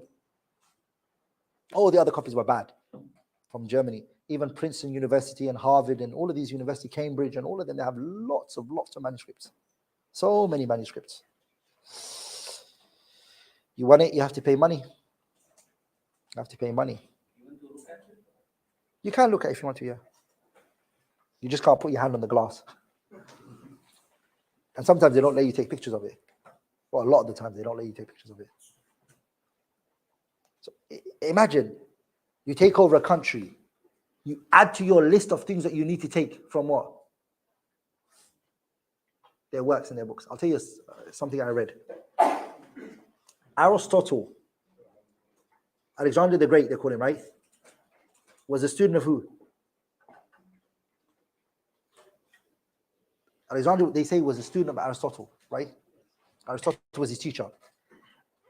And he used to conquer countries and open lands. And he was their hero, the commander, the military. Aristotle said to him, and please remember this as long as you live. Aristotle said to him, if you ever go to a country and you take over, don't look for who's the ruler of the country. The ruler of the country is the one who writes music for them. The one who writes their music is a ruler. Meaning, the person who writes their language is the ruler of the country. The real ruler of the country is what? In other words, when the British and the British, they left India and they left other countries that they colonized, you know what they left behind? The English language. Very powerful. One of the I read in one of the journals that was written by one of the commanders that went to India, wrote a letter to the general, and he said to him, if we ever, the British, the Mujrimeen, if we ever get put in a position where we have to choose between India and William Shakespeare, we're going to choose William Shakespeare. William Shakespeare is what? One person. India had the resources, the money, the wealth, and everything that India had, right? Meaning, who really controls the world is the person whose language is spoken. Are we all together, brothers? I'm shocked. My jaw drops when I look at people who've never been to Western countries who speak English. I'm like, how? You guys are all in Kuwait. And a lot of you might say, I don't speak Arabic. How is it that you speak English then? That's what they wanted. Are we together? I don't want to mention some countries because I don't want to be banned from going to it. There's a law, if you want to study the Arabic language, it's so much money. To study the English language, the British Council gives you basically no money. You can study English. Why? Why is the English language free? Why can I study English language? Why are you guys willing to teach me the English language for free, basically? And the Arabic language is so expensive. So much money is charged for people to learn the Arabic language. Are we all together, brothers? I am telling you, as long as you are absent from the Arabic language, you're losing out so much. You are an outsider from your own religion. That you've chosen to do this to yourself. Are we all together? I was reading, I love reading about the importance of the Arabic language. I know I'm going off topic, but when the Zionist government, Israel, wanted Palestine, and they took over Palestine, they didn't have a language. Hebrew was not a spoken language. It was a written language. It was a script. It was just it was like the Torah. How would they turn the Torah's language into their day-to-day conversation? This was one of the aqabat that came, one of the obstacles that they had. Are we all together, brothers? They were not going to only take that language, but they had to actually go out of their way to turn it into a modern language which can keep up with technology, which can keep up with all the modern things, and write a dictionary. That's what they had to think of. Are we all together? Why are they going to put all that money and that effort and that resource and that time into that language? Why don't you just dismiss it and choose English as their... Why? Are we all together? They knew that language bonds them to what? Language is just more than... Language is more than words that come out of your mouth. It's what? It's a way of thinking. If you speak Arabic, I promise you, and someone records you, your body language is different from when you speak English, and your body language is different from when you speak your mother tongue language. The whole demeanor, your whole body. I study linguistics. That's my field of study. When I went to uni, I studied applied linguistics. That's what I did my postgraduate into in university. This is when I wanted to know lugha. This. Are we all together, brothers? As Muslims, if the Quran was not Arabic, the Arabic language would have gone a long time ago. But because the world is pegged on what currency? The dollar. The dollar is the every currency was pegged on the dollar. Sah, true? Yeah. The Arabic language is pegged on the Quran. That's what's preserving it. Inna nahnu nazzalna dhikra wa inna lahu lahafidhun. Because Allah is protecting the Quran, and the Quran will forever be protected. No one can change it. That's why the Arabic language will live forever. But the people of that language, the Muslims, they abandoned it a long time ago. Are we all together, brothers? It's abandoned. So, inshallah, after this Torah or these sessions that we're having, what you guys are all going to do? Learn the Arabic language. You're going to be a free man, honestly.